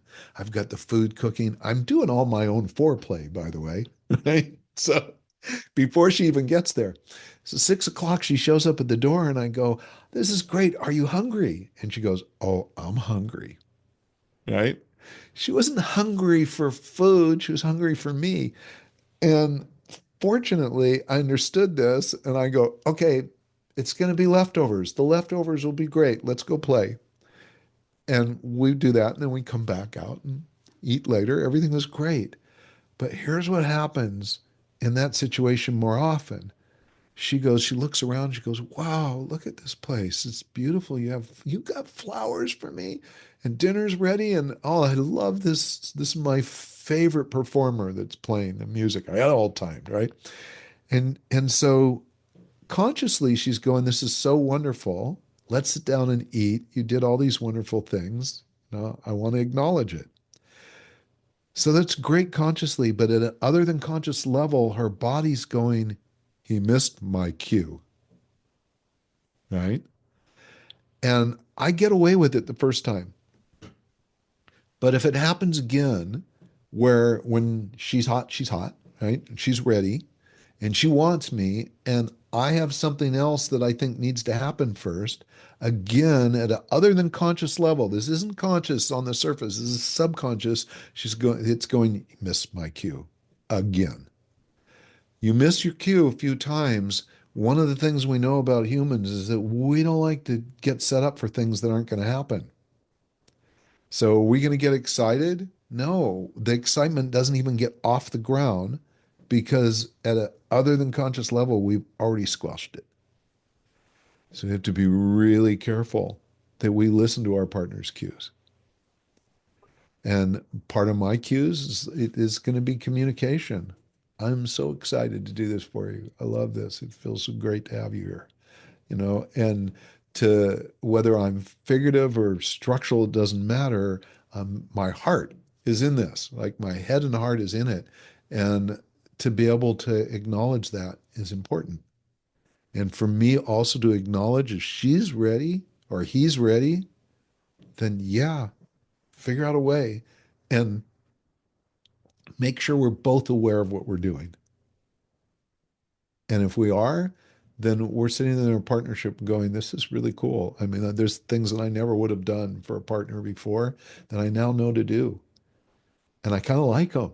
It's kind of fun. It's like, this is different. This is like new ways of doing sex or new ways of intimacy. And it's like, yay. Right. So that's what can come out of it, as opposed to, well, yeah, sex was really great at the beginning, and then I don't know, somewhere 6 months into it or 3 months into it, not quite as good anymore. It felt like it was just like sex for sake, or or he's like never as excited as I am at the same time, something like that, right? And we notice, doesn't feel right, and the relationships begins to deteriorate sexually. Oftentimes, and this happens so often, that there are so many other great things about the partnership. Like, I love who you are. I love your passion for life. We have similar values and a mission and purpose. And it's like, I can't think of being in this world with anybody else. And damn, sex is just not so good. Right. So what do you do? I mean, you're going to say, we're going to just give up this relationship for that? No, there's solutions. Right? A lot of people will go, well, maybe we should open our relationship, which we see a lot of. It's more than ever in history. Do we see that being talked about? There might have been open relationships not by agreement in the past, but today there are many that are by agreement. And those agreements are not that good because this is not an experience a lot of people have. So, that world of consensual non-monogamy, um, it's a bigger space, right? And understanding it is important for a lot of reasons. Part of those reasons is sometimes the sexual response types are different. So they're finding a solution. That's their solution. I'm not judging that whether that's good or bad or indifferent, but I can see when it happens, right? And why it happens. Wow, so you think this could potentially, let's say, help a couple close that gap instead of needing to go there, actually focus and maintain their relationship instead of having to Well, they look. have an option. They have an option both ways. So instead of just going, wow, sex is just like, we're not as good a match for each other as I thought. Right? It's like me thinking that I was like a failure in business because I kept creating new businesses for 3 decades, right?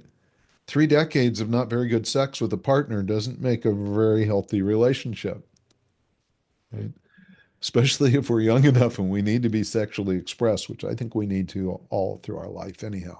Moving sexual energy is part of our life force. We need to be doing that. Whether we're sexually engaged or not, we need to move that energy. So understanding that, embracing that, making that a part of what we know is the healthiest for us, that gives us the most, the greatest expression and joy. Yeah, I'm all for that one.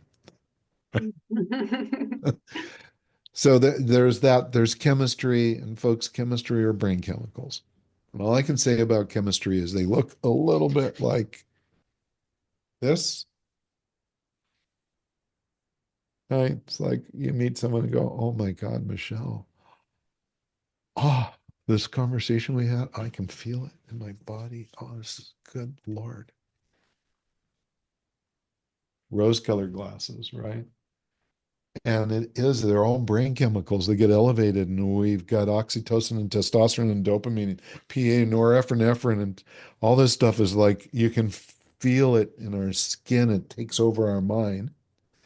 And sometimes it does that with someone that's very different than us. That's the false attraction.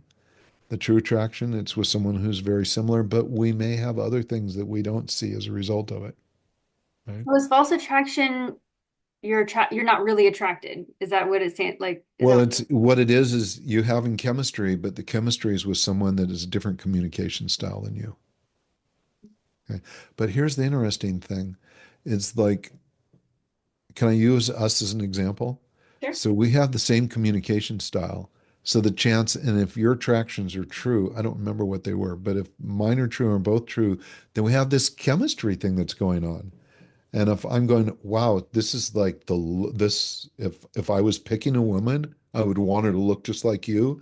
And if you felt the same way with me or similar, you go, oh, this is great. This feels really great. I want to spend more time. I want to know more about you. I feel like I don't want to see anybody else. You know, we can dive into that and not pay attention to there's other things that we do or ways that we live our life or maybe how we sexually engage. There could be a whole bunch of other things that we do that we just turn a blind eye to because we've got the rose-colored glasses on, right?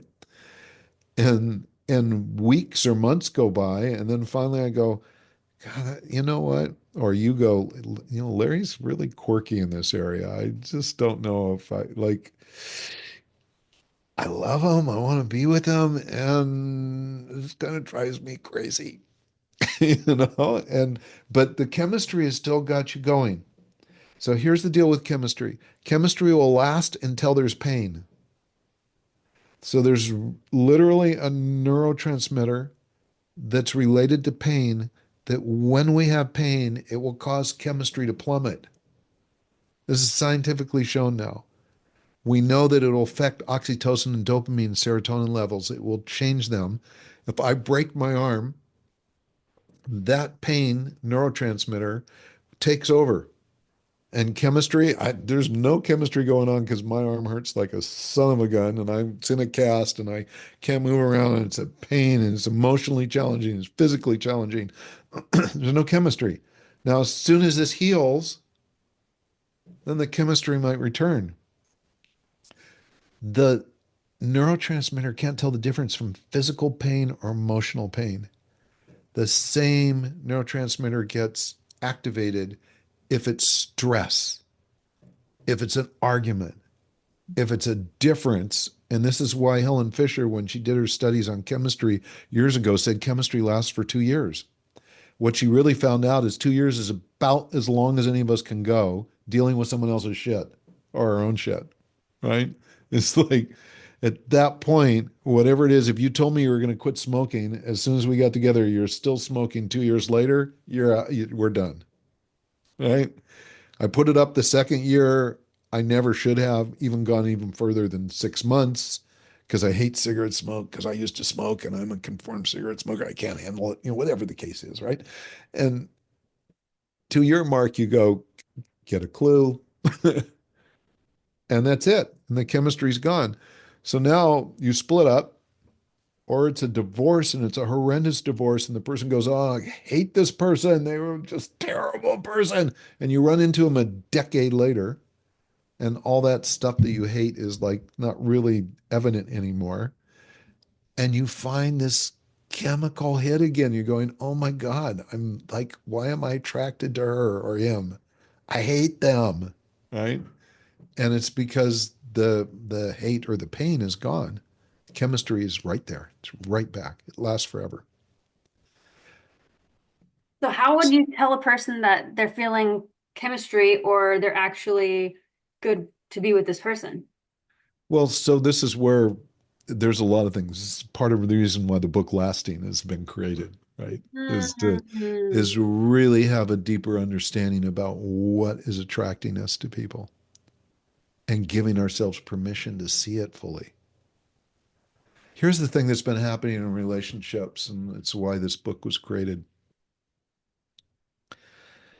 Most of us today, if we look at how relationships are being handled or how the prevalence of therapists and coaches and counselors, sex workers, all these people, there's this huge numbers. It's the largest industry ever of professionals.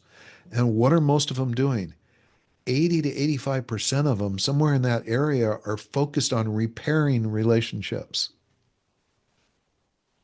repairing them, right? Which means that and there's a whole field of professionals that think that relationships go through phases. The first phase is the infatuation phase. They're just describing chemistry. That's not always true. There are people that get into relationships, don't have any chemistry at all, but they're so energetically aligned that the chemistry shows up a year later. It shows up later. So it's not that instant thing, right? So this first phase is just describing what a lot of people do, but it's not what humans do. It's just what we have been doing, right? And then there's this next phase, which they kind of call the oh shit phase, which is everything blows up and you discover all the things that you didn't know at the beginning, you never found out. And it's like, are we going to make it through this? Is it going to make this is bumpy? Right? And then once you get through that, there's another phase. And so there's anywhere from 3 to 5 phases that have been described. And, there's a lot of people that really believe that stuff. And it appears true because there are identifying behaviors that they're seeing happen. But in reality, what's not being done well is we're not preparing ourselves for relationships. We need to be better prepared for a lasting relationship rather than set off for repair later. So my goal, if I could, my mission is to shift things around. All of these great therapists let's start focusing on how to help people get into healthy relationships from the get-go. This is where we need to be. So how do we do that? Well, we do that by accomplishing some really beautiful, simple things. One of the simplest is just being in inquiry mode. Why are people on the show? They're curious, right? They're really curious. You didn't know what you're getting into. You've never heard of genetic energetics before. Hopefully, you're just curious and you're going, whoa, I never thought about that. Oh my God, I'm going to go get this test. I'm going to check this out. This is cool. This is fun. Right. And so what is that? That's the child's mind. That's the beginner's mind going, yes, give me something. Right. And you're not looking for proof of anything. Most of us, when we ask questions, are looking for proof. I'm going to ask a question because I want to find out if what I think is the answer is true. I'm going to ask a question because I want to find out if you're the exact right man for me. So if you answer this question right, and you only get one time to answer it, it better be the right answer, then we'll go further. If it's the wrong answer, then we're done. So that's putting ourselves in a place to conclude and judge. And it's what people are conditioned to do, but it's not what we are at our core. We're born seekers. We come out of the womb looking for what? Mother's milk, sustenance, right? We're just seeking, but we need sustenance. But as soon as we're not reliant on that all the time, now we have people conditioning us. No, you shouldn't do that. Yes, you should do this. That's the wrong thing to do. This is the right thing to do. This is how you do that. And so we start creating conclusions and judgments, and we lose our child's mind. The child's mind, the beginner's mind, is just curious, Michelle. Just want to know. And they're not looking for anything in particular. They're open to the surprise. So, as human beings, the biggest change that we need to make that would support us the most to get along with each other and to enjoy our life more thoroughly is to stop looking for proof and instead allow ourselves to be surprised by the truth. That surprise is the most delicious thing. That's serendipity. That is the most delicious thing. And if we're looking for proof, then we have this very narrow corridor we're trying to get someone in. And if you can feel it when someone's doing that to you, you feel like you got pigeonholed into something. It's like, wait, I'm way bigger. I'm way more than what you're looking for. But they're never going to see it because they're looking for something very narrow. We miss so much of value about people that we interact with because we're just looking for proof. So inquiry is it's critical for all of us. Being really curious, really curious. We have a modifier in genetic energetics that's called the engager. And engagers genetically are just wired for the best inquiry people ever because they're not attached to answers. They're really curious people and they ask all kinds of questions. But if you turn around and go, yeah, that's none of your business, they don't care. They just go, okay, I'll ask you something different. They're not attached to an answer. And so they hear and experience and see all kinds of things. And as a result, their biggest challenge is that everyone who wants to talk to them. I met an engager last night and I'm talking to her and she's going, yeah, everybody like they don't stop. Like I have to like excuse myself because they tell me everything, including I've never told you that before, right? And anybody listening to this that has people say that to you all the time, I've never told anybody that before, you're probably an engager. But what you need to be able to do is also allow yourself space because you need to get grounded. People will take you into your world. But the beautiful thing about them and what makes them so fun and why we're so attracted to them is we never feel judged. And it's like, whoa, God, this is cool. I mean, who am I going to talk to? Oh, I'm going to talk to this person, right? In fact, that's the only person I want to talk to. So we really need to get ourselves back to where we started as seekers. And from there, we learn more about each other. We learn more about business. We learn what's possible. During the COVID and during presidential elections, it was always narrative. I really don't like that word. What narrative are you following? Is that's your narrative. That's their narrative. A narrative just basically says you're wrong, I'm right. You are wrong and I'm right. Right? Or you admit you're wrong and they're right, which is equally as bad. But it means that no one is really looking at why. We're just looking at the stance we take or the situation and going wrong, right, yes, no, instantly. When we're in inquiry and we ask why, now we have a deeper understanding. Why is this person so against this particular drug? Why are they so in favor of this particular way of doing things? Well, if we ask why and we're really curious, we're going to get information that is so valuable, so valuable. And it's not just the first why, but going deep. So the book Lasting has 11 illuminations at the beginning of it, inquiry just being the first one. And then the second part of the book are all questions. And they're questions to help us discover our partners. And at the end of every question, there's a question that'll say, what is it do are you interested in having a family? Or what would your family look like? We try to stay away from yes, no questions. Describe to me what your family would look like. And then after that is and why? Because you're going to give me an answer. And if I just settle for that first answer, I may not have got the real answer. The first thing we say is rarely the real answer. It's the why. I'm curious, how come? That's the reveal. And the deeper we go, the more we get to see each other and the more we discover about ourselves. And that level of intimacy is where relationships thrive. Like I can look at your website and see all these things you do, and it's phenomenal, and I still don't know you until that day that we sit down and I go, why do you do this? Like, what gets you up in the morning? What excites you?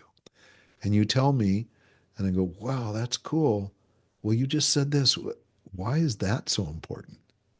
And eventually I find out that you grew up in this environment where this and that happened, and it became really important to you to contribute in a particular way. And I know for sure that when charities come up, you're going to be all over this one, and I will never question it because it is deeply seated in your upbringing, right? And I get to embrace it. I wouldn't have known any of that if I just read what I saw on a website, right? And that, so what would you rather have? That kind of appreciation and understanding where you can totally honor someone for what it is they believe in, or be in the experience of discovering with someone what it is. Like sometimes when you ask someone why, they don't know why. They go, I don't know. I don't know. I've never thought about that before. You go, okay, well, how about now? Let's check it out. And you go, all right, well, I guess it's because, no, wait a second. No, it's not that. Wait, no, it's not. Oh, this is it. I never ever thought of that before.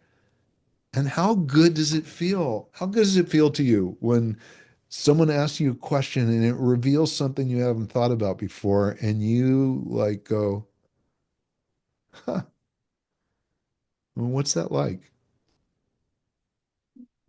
It's like being seen in a way that most people can't see you. Like you're standing there and existing, but people don't really like you took sunglasses off and could really see me. That's what I feel. Yeah. And that is where you really are being reflected back to and you get a chance to see yourself. The second illumination in lasting is about love, where we literally remove the word from our vocabulary, totally remove it, for the purpose of describing what it is that we truly enjoy without summarizing it under a single word. Because love gets misunderstood. I mean, love is the most searched after word. And if you do a Google search, 40,000 searches per minute. It's some crazy thing. It's huge. And so people have been trying to define love for years and years, and they define it as a circumstance or a behavior. We have things like love languages, right? Love languages are not love languages. It's a language that describes circumstances and behaviors that are really important to us. So it's a great product to understand, do you like words of affirmation? It's physical touch, acts of kindness. Yes, those are really important to know, but they have nothing to do with love. They have to do with what we enjoy and how we like to express ourselves. Love is our life force. It's there all the time. There's a reason why people say you need to love yourself before you can love anyone else. Well, here is a cool hack. You ready? Take a deep breath. Put your hand on your heart. Exhale. Take another deep breath and feel the life within you. That, my friends, is love. It's inside you. You got up this morning, you did the most unquestionably beautiful thing you could do. You chose life, right? You chose to live another day. It was that important to you. And that's happening with every heartbeat, with every heartbeat, with every breath. Now, we forget about it because we get caught up in all the things we're doing. We're listening to this recording, this podcast, right? I'm not thinking about how I'm breathing. But if you stop to think about that, you can leave everything else behind long enough to just go, I am love. You are.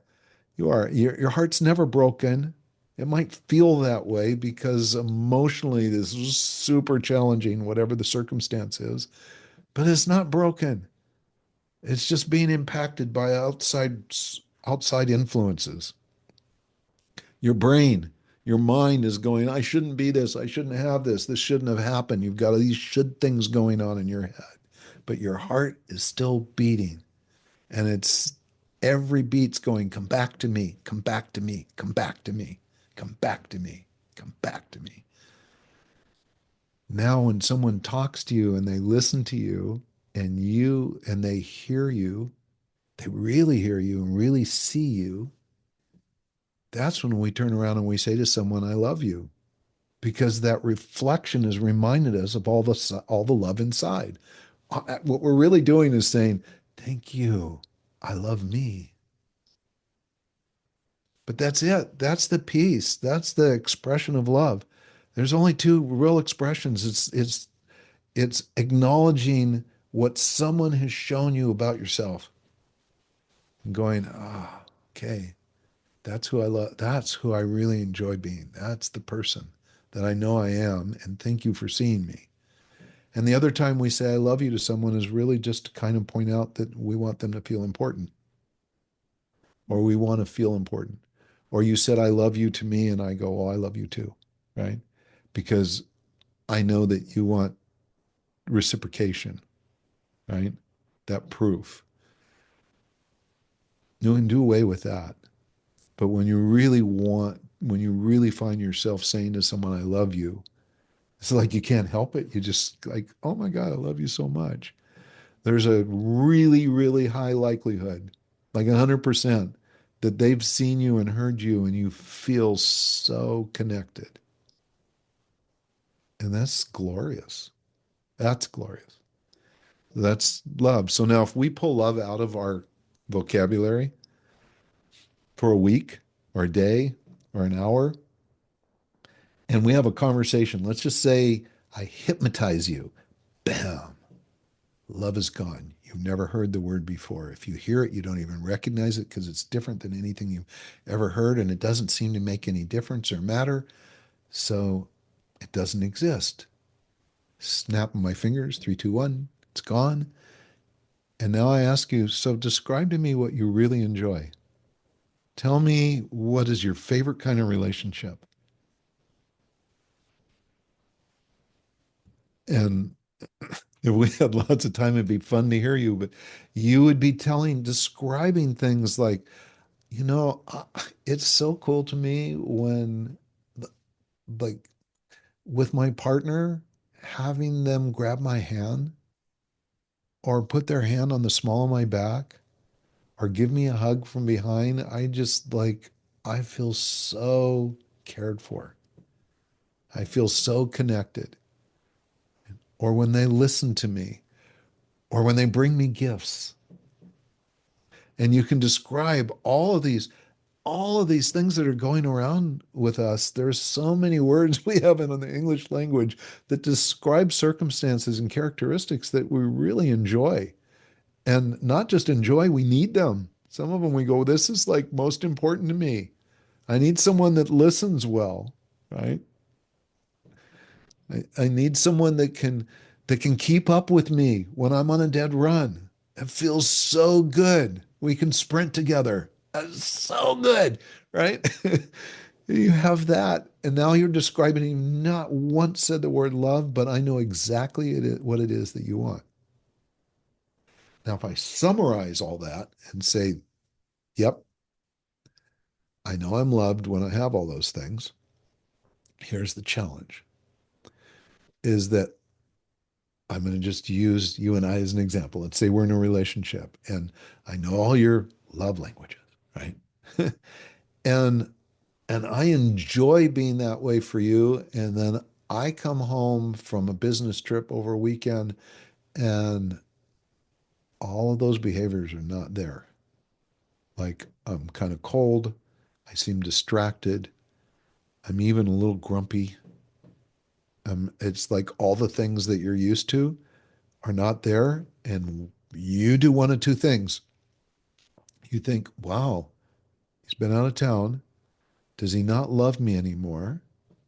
Or is there something I did that makes me unlovable? It's one of those two. And in that moment, we've depreciated ourselves or the other person. We've taken this unbelievably beautifully valuable relationship and depreciated it just because we attached it to this word love. And we said, am I not lovable? Does he not love me? And we get stuck in that. And we get stuck there and we start reeling and, our minds get going. And not for a second do we think, hey, Larry, what's going on? This isn't norm. This is what's really going on. And I go, it's okay, it's nothing, right? But you don't give up there. You go, no, it's something. I can tell it's something. I can feel it. Tell me what's going on. And finally, I may come out and say, well, I got fired from my job. And on the way home, I was so upset, I crashed the car. And it's in the shop, but I think it might be totaled. And on top of that, my sister called me and told me my dad's really sick and he's dying of cancer.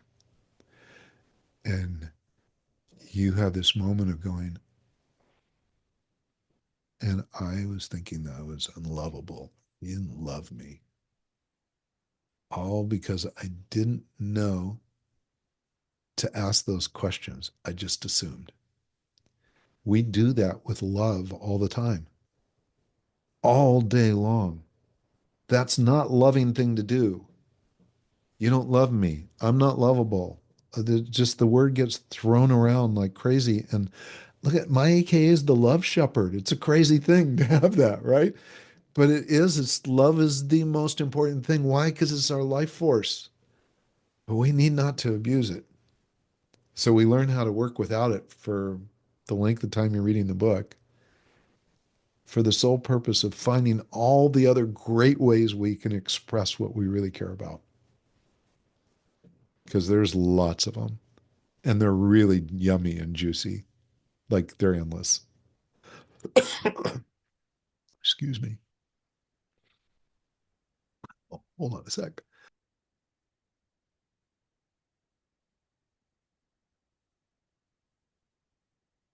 The Love Shepard. I hope you guys are learning some good stuff. Is this not phenomenal, you guys? I mean, woo, I know a lot of you guys are itching to take this test too, because I'm telling you, you guys, this test will change your lives. Woo. So the thank you so much. I choked myself up. Um, the book lasting, the illuminations go through so many different things that are important from how we label people and how we deal with attractions and judgment and authentic relating, being able to embrace our differences instead of find difference and make them wrong, actually embrace them. We're all different. We're similar in many ways, but we all have our unique differences, right? So do we have to judge them or can we just acknowledge them? There's just basic things all the way down to being courageously intimate. And then the last one is co-creation, which to me, if we don't have true co-creation going on in our relationships, they don't last. They just don't. And there's a difference between collaboration and working together and actual co-creating. And so in the book, I talk about it. There's really four very simple elements to co-creation. And we talked about one of them, it's curiosity. And I kind of threw the word out there, serendipity. And then you got to get the book to get the rest of it. I'm teasing you now. But it's the key. It's the key. When we are in a relationship and we're just, what happens today in this world is that one of the partners, whoever's taking kind of the masculine role, will feel they're the provider or they're sharing in that provision. And we're building things and we're creating things independently of each other, or we make a decision about something and you go do this to your office and I'm going to do that to my office, or I'm going to create this room and you're going to do the kitchen or whatever, vice versa. It doesn't matter who, but we pick things and then we go do them. And then we come back and we go, look what we co-created. We didn't co-create anything. We collaborated. And it's the collaboration is super valuable and beautiful, but co-creation is when something shows up serendipitously. It's not anticipated, it's not expected, and there's more joy to that and more celebration than you can imagine. We never forget about those experiences ever. And a lot of relationships start out that way. The whole second part of this book, all the questions are designed to be a co creation. So you may get through this book and go, I have never, ever felt this strongly about anyone before, ever. And you may also discover that, and I feel that way, and I know we're not supposed to be partners, and you get to celebrate it, right? Or you go, and you're best friends for frickin' ever, right? Or you go, I have never felt this convinced and this certain that you are my mate, and you celebrate that. But that's the experience of the second part of the book because of how it's set up at the beginning. So that's lasting. And Wow. And hopefully so when for the audience, do you suggest that just for anyone, including if you're already married or if you're single, is it just across the board for relationships you would suggest this book, or is there a specific audience? it's a really great question. Thank you. So at the beginning, I was pretty certain that this was for committed couples. And commitment, I was defining commitment by starting at that point where, let's say, I've been dating and there's a few people that have been interested to me, and the person that I'm now ready to commit to, she's been doing the same thing. And I finally say, I go, you know what? I don't want to date anyone else. I want all of my attention, all my focus to be you. I'm fully committed to discovering what's possible for us. So that commitment, that point of commitment, that was the inroad. And then, of course, it applies to all relationships, even if you've been in a marriage for years and years and years. The illuminations will change, will take that marriage and it will up level it massively because we're going back and doing the work that really should have been done at the beginning, laying the foundation that allows all the experiences we're having now in the present become more illuminated, more understood. And we're going into questions that we may have never ever asked each other. We just assumed, an assumption is what making an ass out of you and me. That's the thank you, Tony Robbins, for that one. But the it's so it has a huge benefit there. And then the question I is came up is like, well, how about single people? The illuminations piece in itself is I can't think of a better way to call in a partner. Being in this industry and relationships and having a huge list of single women mostly, because women are the ones that have been pretty much like if you look at where money's being spent, where focus is happening, it's women that have been the drivers looking at how to create better relationships, how to do all these things. And the men are kind of just tell me what to do, right? Including, and so women will say, pay for this so I can go to this event. And and it's changing. There's more and more men getting involved in that, which is great. And I'm loving to see that. But there's so many single people that would ask, how do I find my partner? How do I find, I tried these dating sites, I've gone online, I tried, Tinder and swiping left and right, which is insane because you really, really don't know shit about any of those people. You don't know anything. Not even visually, you can't be certain, right? So it's kind of like going to Vegas and you just, you know, putting money on a roulette table. You don't know. You might as well just plan on giving it away. It's fun and you can get addicted to it, but it's not going to find you the person. You gotta go deeper once you get to them. And if you're going to go deeper, then you need to be the person that you really want to attract. If you want to attract someone special into your life, you need to be special. You need to be able to look at it, what it is you want. Here we're at the beginning of the year. If you describe the ideal partner, that's wonderful. Now describe who you are that the ideal partner would love to be with. You've got this list.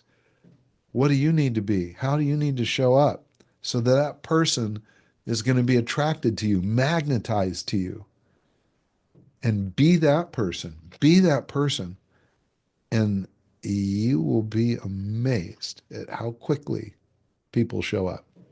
In fact, your biggest challenge is going to be identifying them when they're standing right behind you in the grocery store, or you bump into them at a mall, or you're at a dinner party and you went, wow, that was great. And you don't give it any more thought, but you might have just found your soulmate, right? Because you are showing up ready to receive exactly how, to be exactly how you just love to be. Know what that is, and you become a magnet to more than enough people. So yeah, it's for singles too. And then you do that, and then you find the right person, and use the second part of the book and go into those questions together. I'm already thinking of a list I want to gift that book to. It's so fun. I got a really cool endorsement the other day where someone said, I think you just come up with the best present to give a newly married couple or a friend who's now in a new relationship. Congratulations. Here you go. And I went, wow, that's really cool. That's really cool. But it's just the illuminations part it's turned into something much, much bigger than I even knew it was going to be when I first started writing. What inspired you to write it? So I was working on two other books that I'm now going back to because I'm, I mean, they're important to me.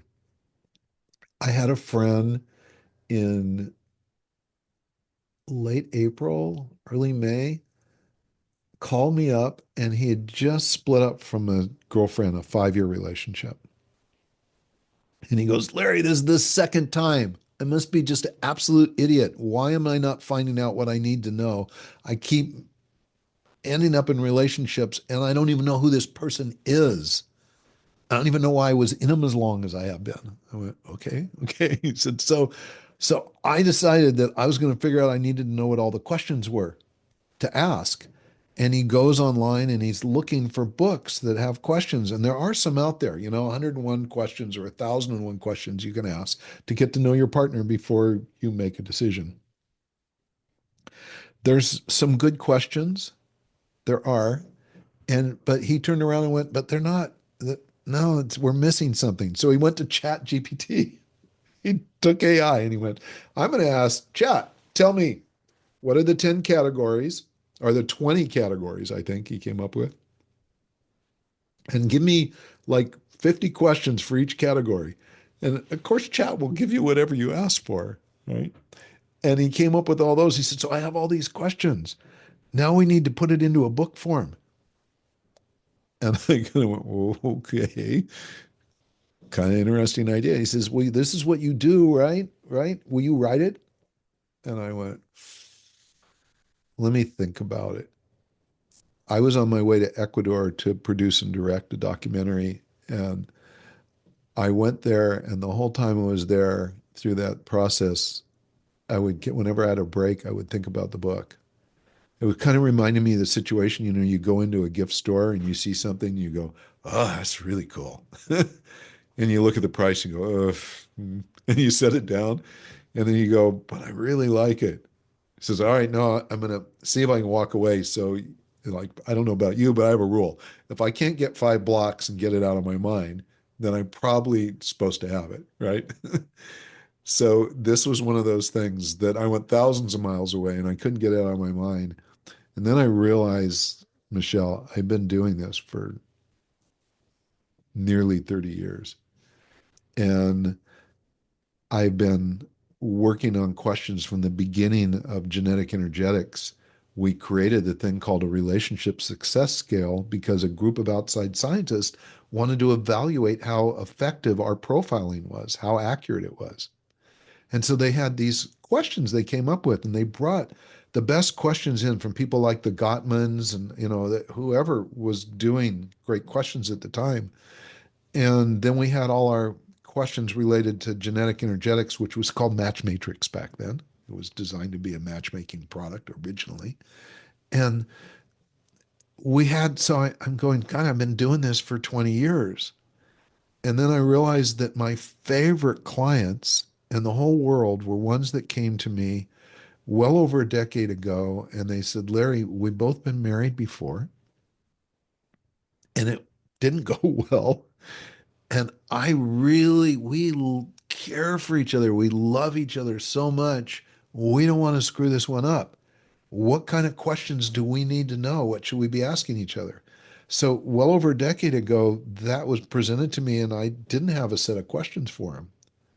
Even though we had the relationship success scale thing, that was for a scientific process, and I wasn't as deeply into it in that way. And so I started looking for questions and I couldn't find any. The books that exist today definitely didn't exist 10 or 12 years ago. And finally, I remember talking to a rabbi and asking him, and I found he's go, "Oh yeah, we have questions. Seriously, can you share them with me?" And it wasn't just rabbi, it was religious groups. Why? Because they want to keep their flock together. They don't want those marriages to fail. They want Judaism or Christianity or whatever whatever their following is to prevail, to survive. And they know that if those relationships collapse, so does their followings.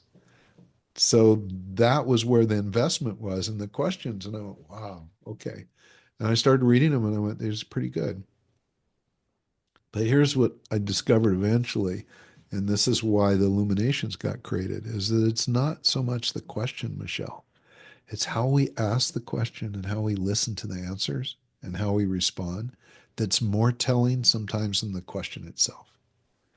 So if I ask you a question and you say something back to me and I don't hear you or I don't inquire deeper, the first message that you should be getting is like, the dude doesn't listen. Like, it's just like, he's must have some other itinerary. He wants to get me in bed or he wants something else, but really wanting to know me, no, he doesn't even know how to ask a question and listen for an answer. So that's huge right from the get-go. Lots of people ask questions and they sit there and listen to answers and then they don't respond any further. It's like, "Oh, thanks for telling me that." You go, "Huh, okay." But we put up with that. We have put up with that. No more. We can't put up with that shit. We really can't. It's not okay. You owe more to yourself to have a real conversation, to really get intimate with someone. And maybe intimate is scary. It is for a lot of us. Like the person might not like me. So I don't want to tell them some of that stuff. Well, there may be some things that you got to wait a little bit to feel really comfortable talking about. Me, I'm at a point now where I don't have any secrets. I don't want to have any secrets. I'd rather be scared to death that someone's not going to like my answer and discover they were fine with it. Or discover that maybe I was holding on to something I needed to get rid of anyhow. It's like, why do I want to just mess around with silly conversations when I can go deep with someone? There's so much to discover. So I realized that that had to be created. And then to do that, we need to address things like inquiry and love and not using labels and not seeing differences and getting out of judgment, understanding attractions, knowing how to communicate with each other. Like if I'm going to have this conversation with someone who's figurative talking style and I'm structural, would it help to understand that difference? Oh, God, yes. Yeah, for sure. And would it help for me to like acknowledge the fact that I could be a little bit more emotive? Maybe a little gushing might be helpful, you know? It's like, yes, there's a heart in here. Yes, I'm a very emotional person, but I'm not showing you. Come on, give it up. Show it. Show it. Just do it. Right? Like how much joy is there for any of us watching you smile right now? Right? Because it's this is joyful for you. And is that created over here as well? Oh my God, yes. So much. Thank you. Thank you. Thank you. So, you know, what did you ask me? Oh yeah, singles. Yes, yes, yes, yes. I think all of us need to really understand where is the foundation to come from in our expression, in our most deeply held beliefs, in our willingness to grow, and most important, in our life force, knowing that we are love and I want to discover everything I can so this can get expressed as fully as possible. Beautiful. Well, it sounds like this could be a really good roadmap for someone, especially when they don't know what questions to ask. Let's say they're looking to get either deeper into a relationship or just have a relationship at all. They now could get this book and have a roadmap on what questions matter to ask that could actually, help people go deeper into intimacy and have a connected relationship that lasts, no pun intended, right? Lasting. That's it. That's where the name of the book came from. It's like, what do we want to accomplish here? We want it to last. Can we call the book lasting? No, really?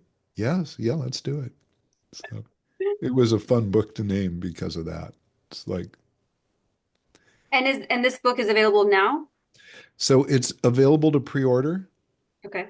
So you can pre-order it, and in the next couple days, I'm going to be introducing a little surprise. I'm going to be doing an online, a virtual retreat of the Illuminations for those people that have pre-ordered the book. Amazing. So, Okay, do you want to share with people where they can find you, where they can follow you for more? so, so there's a couple links that I've given you. One is to pre-order the book, and please, please, I'd love your support. It really helps us to get this book out and get it into its audio format and all that stuff as soon as possible. Um, and so there's a link for that. There's a campaign called Publishizer. Still can't get my tongue to do that. Publishizer I'm going is to the put those campaign. links, by the way, on YouTube, but for the people who are just hearing this audibly, So yeah, so it's publish and then izer.com/lasting. That gets you to the pre-order of the book, and you can order the book. You can order the hard copy signed book. You can order the book with an appendix or an appendage that has a journal. There's a variety of ways you can do it. You can even get the book with um, time with me, with actual coaching time. So it's kind of like if you look at Kickstarter campaigns, you can buy one item or one item that comes with this or that and this. So there's a variety of different ways, all the way up to coming to a live retreat in Cabo San Lucas for 6 days. So those are all there. And yeah, please, any support is great. And then the personal energetic profile, there's a link in there that takes you to the Four Answers website. So the Four Answers is what we've been using for years. We're going to be upgrading it next year to just genetic energetics, but it's been our site. And in the products section, there's a thing that says personal energetic profile. And when you click on it, it asks you to create an account. And when you create an account, then it will take you back in to run a profile. And you only need a couple things to run a profile. This always blows people away, but it's all you need. You need your birth date, just month, day, and year, not time or place. That doesn't matter. So you can't lie about your age, right? Got to tell the truth. And the report's printed without the birth date on it, so you can, don't worry about that. Just tell the truth there. And then the other piece that's useful to have is we need to know the birth date of your opposite gender biological parent. So, Michelle, it would be your biological father. For me, it's my biological mother, right? If you don't have that date, it's okay. You're still going to get the whole profile. You just won't get the chemistry piece, what we call attractions. You can run the profile. You can come back and run it again later if you get the date from your sister or brother or whatever, if you didn't know it. And then once you've run your own report, you can run one on an ex or a boyfriend or a teammate or someone you work with. We have clients that run these reports for just like they do in business when people do a Myers-Briggs or a DISC survey or anything like that, they'll run these profiles as well. And they all work together. That's the cool thing. And what I haven't talked about is that all these profiles, they all have something valuable in them. And human design, gene keys, enneagrams, numerology, that there is something valuable in there. And at some point, that information will be useful. So the key here is don't label. And it's a crazy thing for someone that has all these different labels for people that we use in our profiles. But tell people don't use them to project on someone how they're going to behave. Have them available so if someone does something a certain way, you can go, ah, oh, that's what that is. Cool. It's good to see it. And not go into those stories, right? So you can honor and appreciate and acknowledge them. That's the key. So this report, the personal and genetic profile, you just need those two pieces of information. And you're wondering, is it astrology? It's not. It's a combination of astronomy and quantum physics. And that's where the energetics come in. And it's the only system on the planet that actually identifies those frequencies and gives a description of how it shows up. And it works beautifully with other systems. If you like gene keys, you like human design, you like Vedic or Western astrology or enneagrams, they all work together. They do. This is the piece that sits at the core. Well, incredible, absolutely incredible. From understanding how we each personally work to money to sex to all relationships to making a relationship last. I mean, what is it? What does this guy not offer you guys? What does he not offer? We don't know. So make sure you check him out. You can find him online too. So I don't know. Do you have any? I know you're on LinkedIn, right?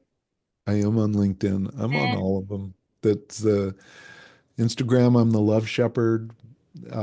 Just my name. Just find my name. you guys can And look up Larry and Michael, and his last name is Michel. So Larry Michael is where you can find him, or look up the Love Shepherd. You'll find him on there. You just Google, you'll find him, guys. yeah. But make sure you get the And book. we have a group of people and I work with individuals all over the planet and couples. It's really fun. It's like that's the joy piece, right? When I was writing, I stopped for a while. Like I totally stopped doing everything. And had Michelle, I'd never done that in my life. Like just stop everything else just to write. And it was a clue for me about what I needed to do to be able to write well. But I, when I got to the end of the book and we started editing and all that, I went, God, I miss working with people. And people go, "Are you taking clients?" I went, "Yes, yes, yes, yes," because it just helps me stay connected, right? To see how the world is experiencing things. We can get inside our own heads. I don't want to be there. I want to be out here. And I really, really, it's just like, it's such a gift to be able to work with people. Mm, amazing. Well, I appreciate you so much for coming on, sharing all your wisdom, and to help elevate people. You know, that's what we're doing here. So thank you so much for coming on. Really Thank appreciate you. Thank you so much. I mean, we just met. This is what's really fun. It's like, I love that just instant piece where let's just do this. And so I really like thank you for that. I'm so grateful that you saw this and invited me into your program. Thank you. Yes, absolutely. Just following the energy. When the energy's hot, you run with it. Just run with it. You just say yes, you just go with it. So That's such an important message, Michelle. That's so true. I've learned because there have been certain things where I feel like there was divine pieces of, trying to come through. And I know that about energy now. You move and you act while it's hot. You don't wait and be like, well, let's maybe 3 months from now. What are you doing 3 months from now? Like that's what not to do. You go Yeah. now, you work when the energy is there. Otherwise, like you can miss opportunities, and I'm sure a lot of people have missed a lot of opportunities. I'm like, not here. And We're look what it's done for you, too. I mean, you have such great proof in your life about how following energy has made a difference. gonna, thank you. Yeah. Thank you so much. Absolutely. Okay, well, any last words before we hop off? Ah, remember, you are love. If you forget it, take a big breath. All right. And if it's hard to hold on to it, just ask yourself, what's in the way that I need to deal with? And allow yourself to dive in. Be courageous. The results will be magnificent and glorious for sure. Amazing. All right, guys, you heard it here. Larry Michael, and we will see you guys on the next episode. Bye.